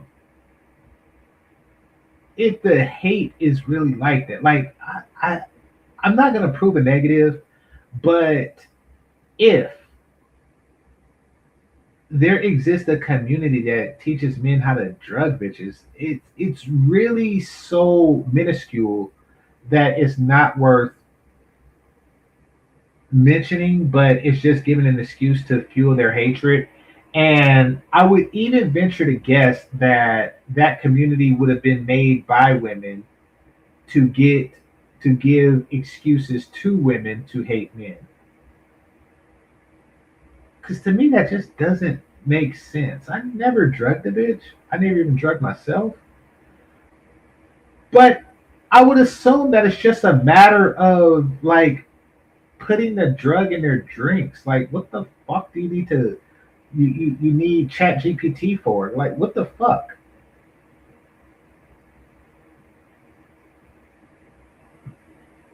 So she for whatever reason she's trying to force herself to believe that men are bad. That's the difference between misogyny and misandry. Okay. Misandry, you get rejected. She doesn't want to have anything to do with men. Misogyny, we risk getting killed. And probably you wonder why we choke. Well, I mean, we also risk getting killed.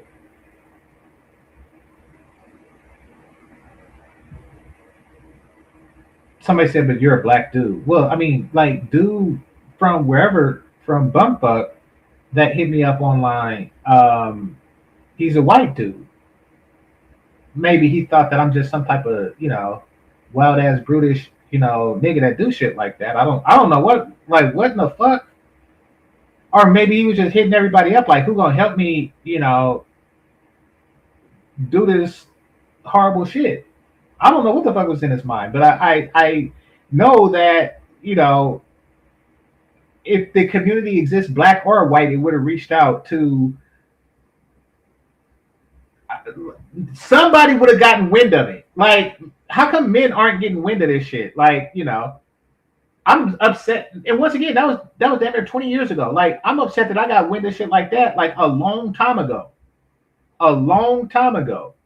And that was it. Now, I'm not online dating, so, but still, like, if something like that was prevalent, it would be known. Like, somebody here would say it, like, people would talk about that shit. That's just something that's made up. Was the bear. Well, this is the reason why. Oh yeah, she's a bear chooser. I find it hilarious that she left the Joe Budden podcast an avid misandrist. She harbors clearly a dislike for men, a mistrust for men.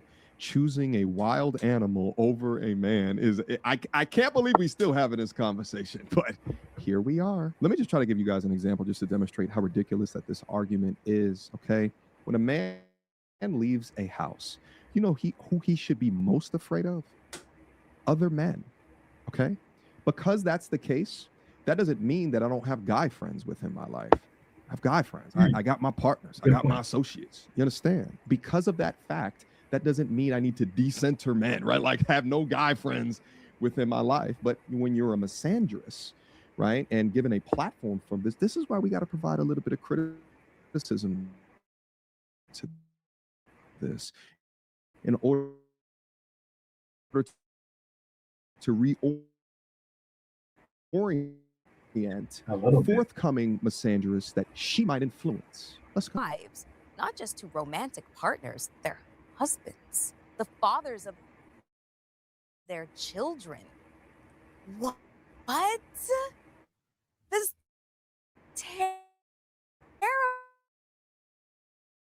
terrifying. That is terrifying.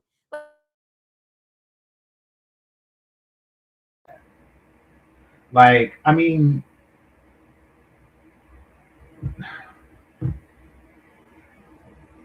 when you look at her pictures from the past, she was under the impression that it would be easy. That marriage and sustaining marriage and securing marriage with a high value guy would be easy, because you look at her, like all these men that are saying, damn, from the moment they see her, it's nothing to get a man on his knees or one knee. It's nothing to get a man to bend the knee. It's that's easy work. So now she's realized that it's a lot more difficult. It's a lot easier to get a man to say damn than it is to get a man that you like to marry you. Now you are against the institution. Because it's either that or admit that, you didn't choose wisely in your youth. You don't want to up-talk the thing that you're missing out on. So I think I told the story before. When I was in high school, I had like a Melyssa meeting or something like that. And my homies that I normally catch the bus with after school told me that it was a group of girls who they ran into, and they said that they were gonna have a party, and because it was one of their birthdays. So they went to this apartment, and the female to male ratio was like ridiculously in my homie's favor, because it was like 3 of them and it was like 15 girls. So it basically is just a group of girls that got together and decided to have a party, and then they say it was like, let's bring some boys, and my partners just so happened to be the ones that were there in the right place at the right time, which is the bus that I catch every damn day. So, and I missed out, and they wouldn't let me lay the shit down. So, what did I do as a natural young, keep in mind I'm high school age, young man reaction, not a 50-year-old man reaction? What was my natural immature reaction to that missed opportunity? First of all, I upplayed what I did at Melyssa that day. Melyssa is, I'm not going to call it a nerd thing, but Melyssa is a Math, Engineering, Science Association. In a nutshell, so call it nerd shit or whatever you want. But nevertheless, that's where I was at. I was like, yeah, but y'all didn't do blah blah blah and blah blah blah. And so I upplayed what I did that day after school, and I downplayed what happened. Like, yeah, but y'all didn't smash. It's not like y'all had threesomes and shit like that. I mean, if I was there, I would have. I'm down because I'm a fucking kid. And I'm trying to make it seem like they just had like a freaking horrible experience. And they didn't. And that's what she's doing right now. She's like, no, marriage is this horrible thing and I didn't miss out on anything. That's the type of cap that's going on.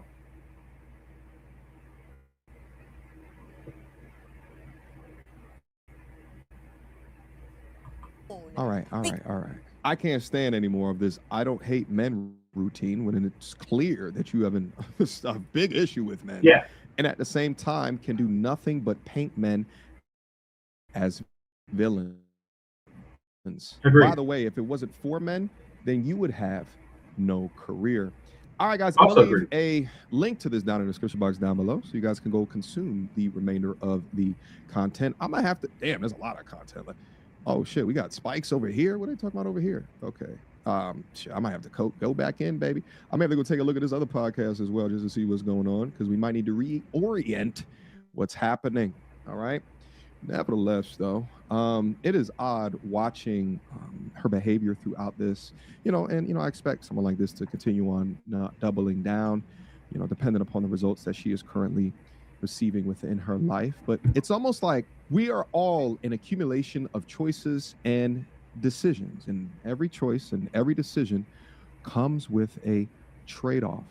Every path that you choose might close a door to another path. And sooner or later, when the wall banging comes a knocking, you might have to live with the choices and the decisions that you have picked. I don't like that modern society today, there's this air of men ain't shit. There's this air of men are dogs. There's this air of incels and men are losers. When those men come out and they speak about the negativity against them, it's clearly double standards, but we clearly have to continue to call out this behavior, because if you want to choose career over family, if you want to choose freedom over commitment, responsibility, you have to be okay with those consequences.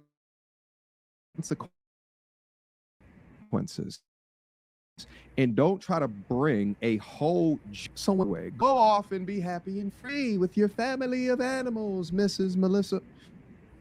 I said, Miss Melyssa Forde, go off and be free. But shout out to everyone here right now, guys. What is it that you think about in front of you? You agree with the things that I'm saying? Do you disagree with the points and the positions that I am saying? All right, so that's that. Shout out to MTR. Okay, so just so y'all know, I'm gonna start doing more videos like this, because what I have a habit of doing is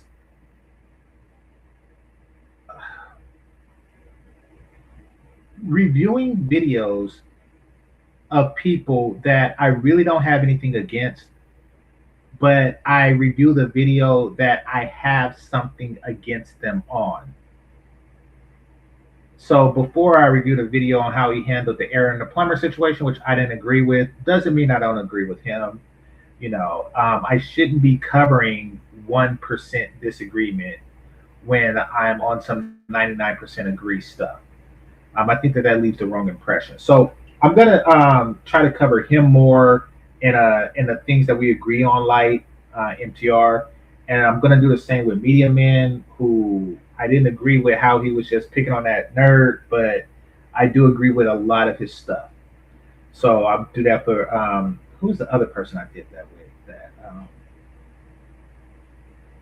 it was him in Alpha Male Strategies. So yeah, I'm definitely going to do some things like that to rebalance the scale on that. All right, so let's see. Don't deal with Western women, guys. See, you say that, but let Chloe Bailey or whoever you have a crush on come your way, and you're gonna sing a different tune. Men aren't serious when they say that stuff. That's why I haven't, and I don't have anything against the MGTOW dudes, but I don't claim it. I really don't, because none of y'all is turning it down for real, for real. Y'all just not. Y'all not kicking. Y'all not kicking a person with Shay Shardae's complacency and intellect. Y'all not pushing them away. With Bella Ring's lips, y'all not pushing away the Danica Marie. So let's just stop it with that. Y'all. Come on now. Truth be told, y'all one Danica Marie away from throwing all that shit out the window. So let's be with that. The women are serious, or at least more serious. Even they are just like one quality dude away. But they just require higher quality.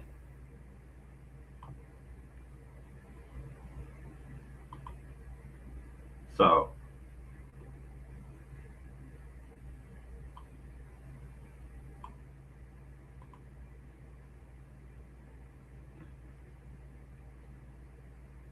You go to do a review on the big head barber dude.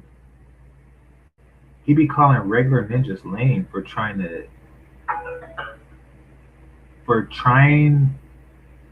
date and failing. I don't know who that is.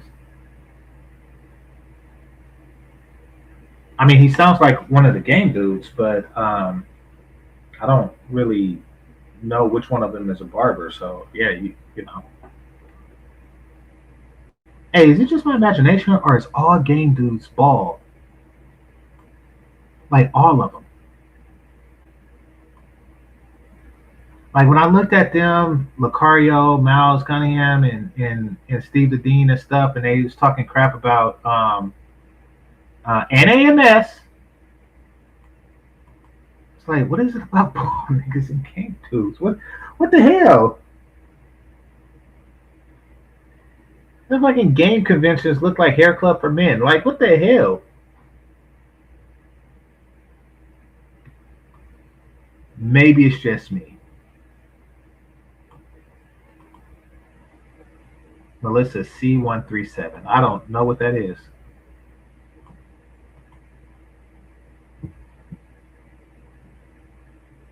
She's very upset that men doesn't want her anymore. Let me stop you right there. I'll make a slight correction. It's not that men don't want her anymore. It's that they want her significantly less than they did in the past.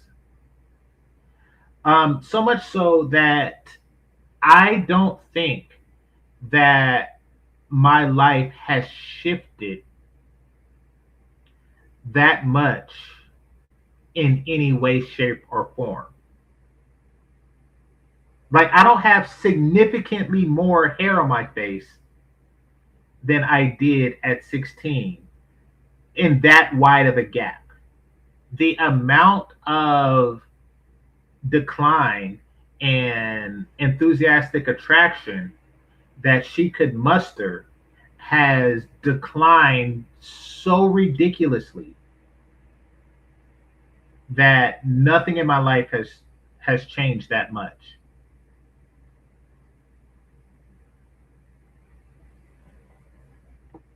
Nothing.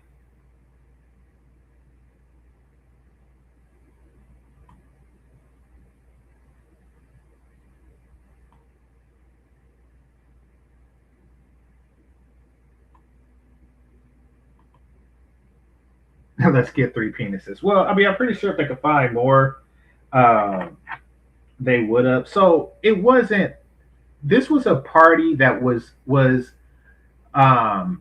that took place in the time frame between school letting out and parents coming home.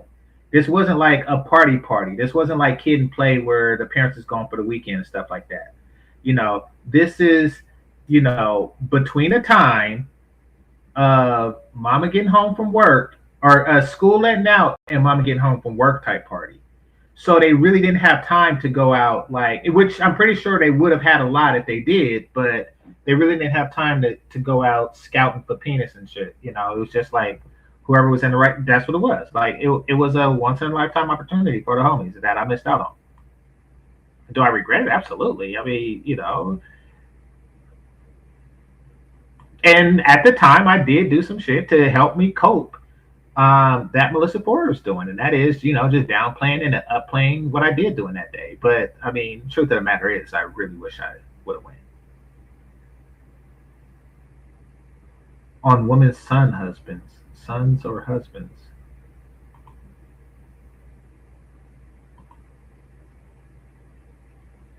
My brother is an officer. His most common call is blue leashing. I don't know what that is. Let me look it up.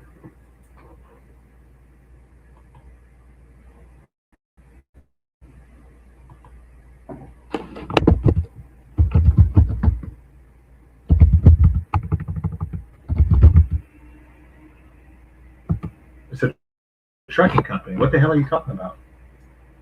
Oh wait, is a controversial cult. describing the weaponization of law enforcement by women against black. Oh, okay, okay. Oh, and that's his most common thing. So he works in a black neighborhood. Women against black men to enforce control, discipline, or retaliation. Yes, yes. That is something that Black American women do, and to a lesser extent, non-Black American women do.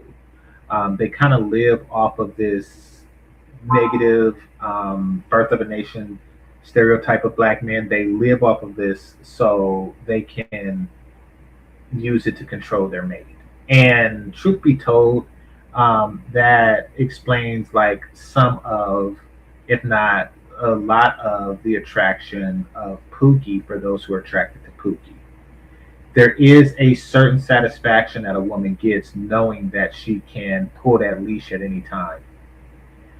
It's very difficult to do that on a Carlton Banks style brother, and it's very difficult to do that on a openly nerdy appearing black dude like myself. And y'all know I'm a nerd, but in addition to that, it's, you can tell. You can tell. It doesn't take long to know me to know exactly what I'm about. So it'd be a hard sell, and I'm not going to say that women haven't tried to do that, and I'm not going to say that a woman never tried to pull my blue leash, but they did, and I never went away in cuffs ever. So I mean, because that's just not sound. Like that just doesn't happen. I mean, like unless maybe it's because I never lived in like a sundown town or some crap like that. But nah, I mean, they look at the situation and it's plainly clear that it's just clear. Like it's just clear. Like they're however, if they're dealing with like not just a Pookie dude, but like a person who is inarticulate, irrational, and emotional, then yeah, she's gonna get her way in that sense. So, and I'm not saying rely on that completely, but I'm saying like I do know that it exists.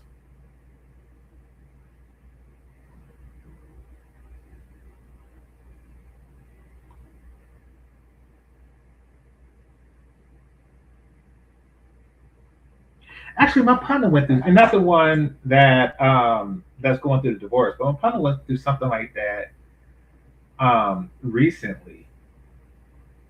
And I'm not going to put his business out there.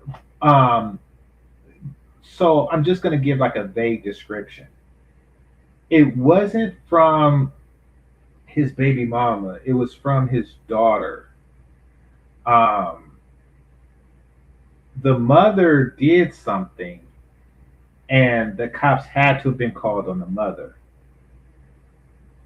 The daughter felt bad, so she made some shit up about the father just to like balance everything out. We're talking about someone who's like 8 years old here, so don't hold it against her. And the cops were extremely rational in the situation. They didn't just fly off the handle, but the cops did show up to the house. My partner was able to explain rationally, like, look, this is what happened. The cops talked to the daughter. It was like, it's a very serious thing, what was being said. And, so he didn't walk away in cuffs either. So I don't know if it's modern times, or I don't know if women just hope that it's more effective than it is, or I don't know if I'm just living a place and time where cops are rational. But yeah, or maybe it's a Pookie thing. Maybe it's a Pookie thing. Like it probably would hit different if I had a bunch of felonies and shit. But yeah, I don't really see that working in modern times.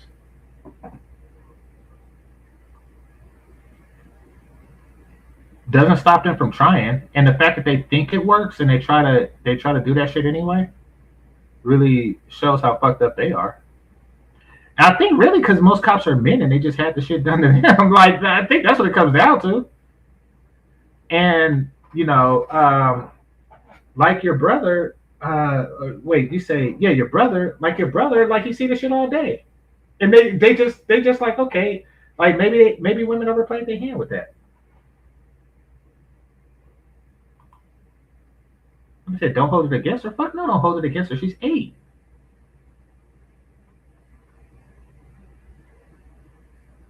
She's 8. I mean, what the hell?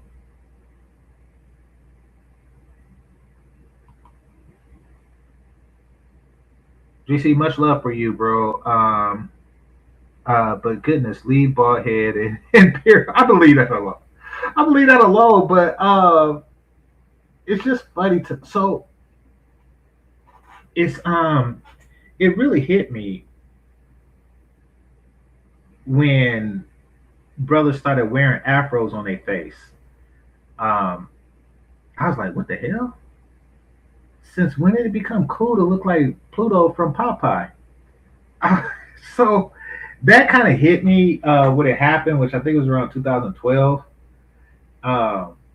And at the time, I couldn't, and I don't even know if I can do a whole Afro face now because I shaved.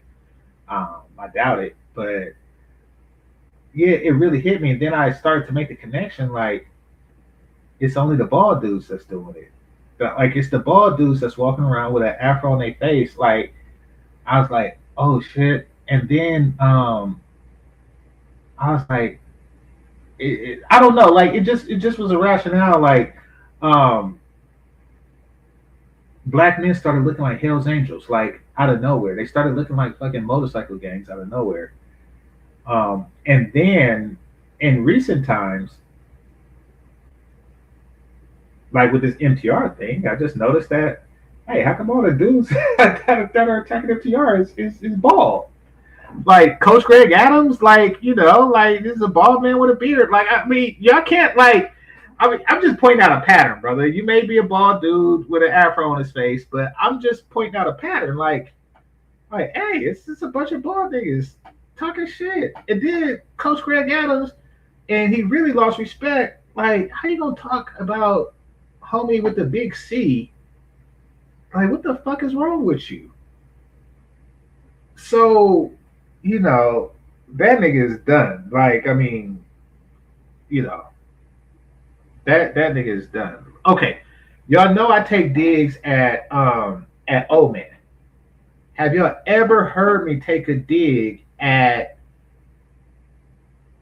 his situation with his feet?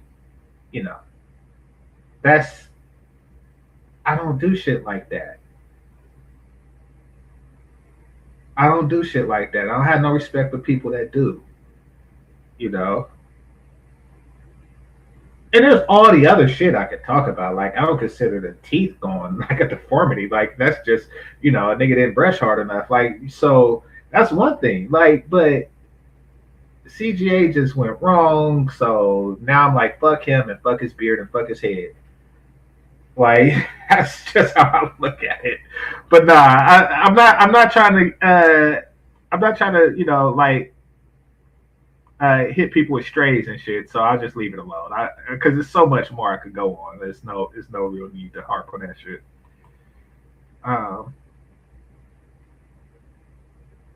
What's 17 more years? 17 more years of what? I lost the context of that.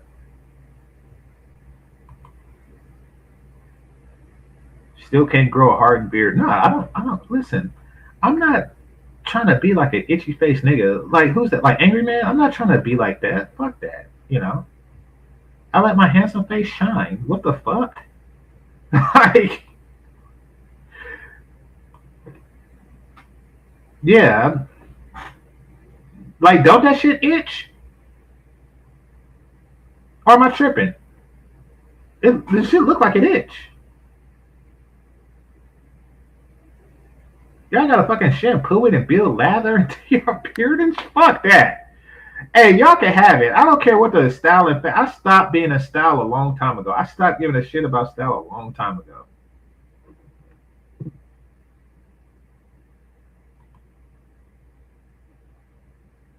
It's genetic. It's either on your head or on your beard. Nope, nope. Some people got it both places. It's not like a switch. Like once they turn off the hair, they start growing in the face. No, I know dudes that's been shaving since their 20s. Some of them in their teens and shit. So yeah, and they had hair up top. Nah, it's a compensation thing. They just like they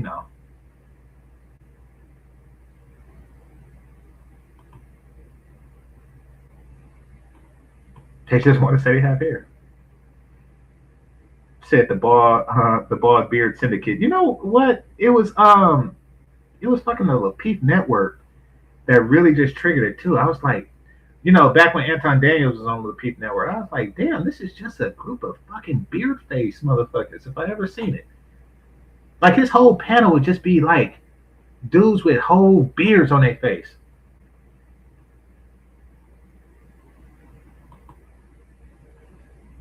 The majority of brothers over 40 are bald. In my family, definitely, definitely.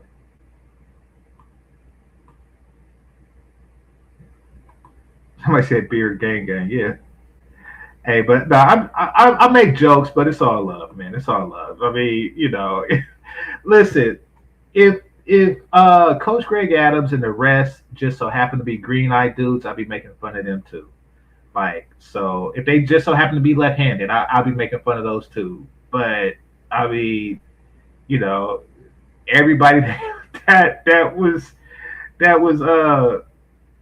coming at MTR was bald and or bearded. Like, what the fuck? Like, I mean, of course I'm gonna point that shit out. And then the baldest, beardedest dude of all, Coach Greg Adams, had the most fucked up shit to say. So I'm like, wow. Somebody says it doesn't itch. Okay, live and learn. Like I said, I ain't never had it.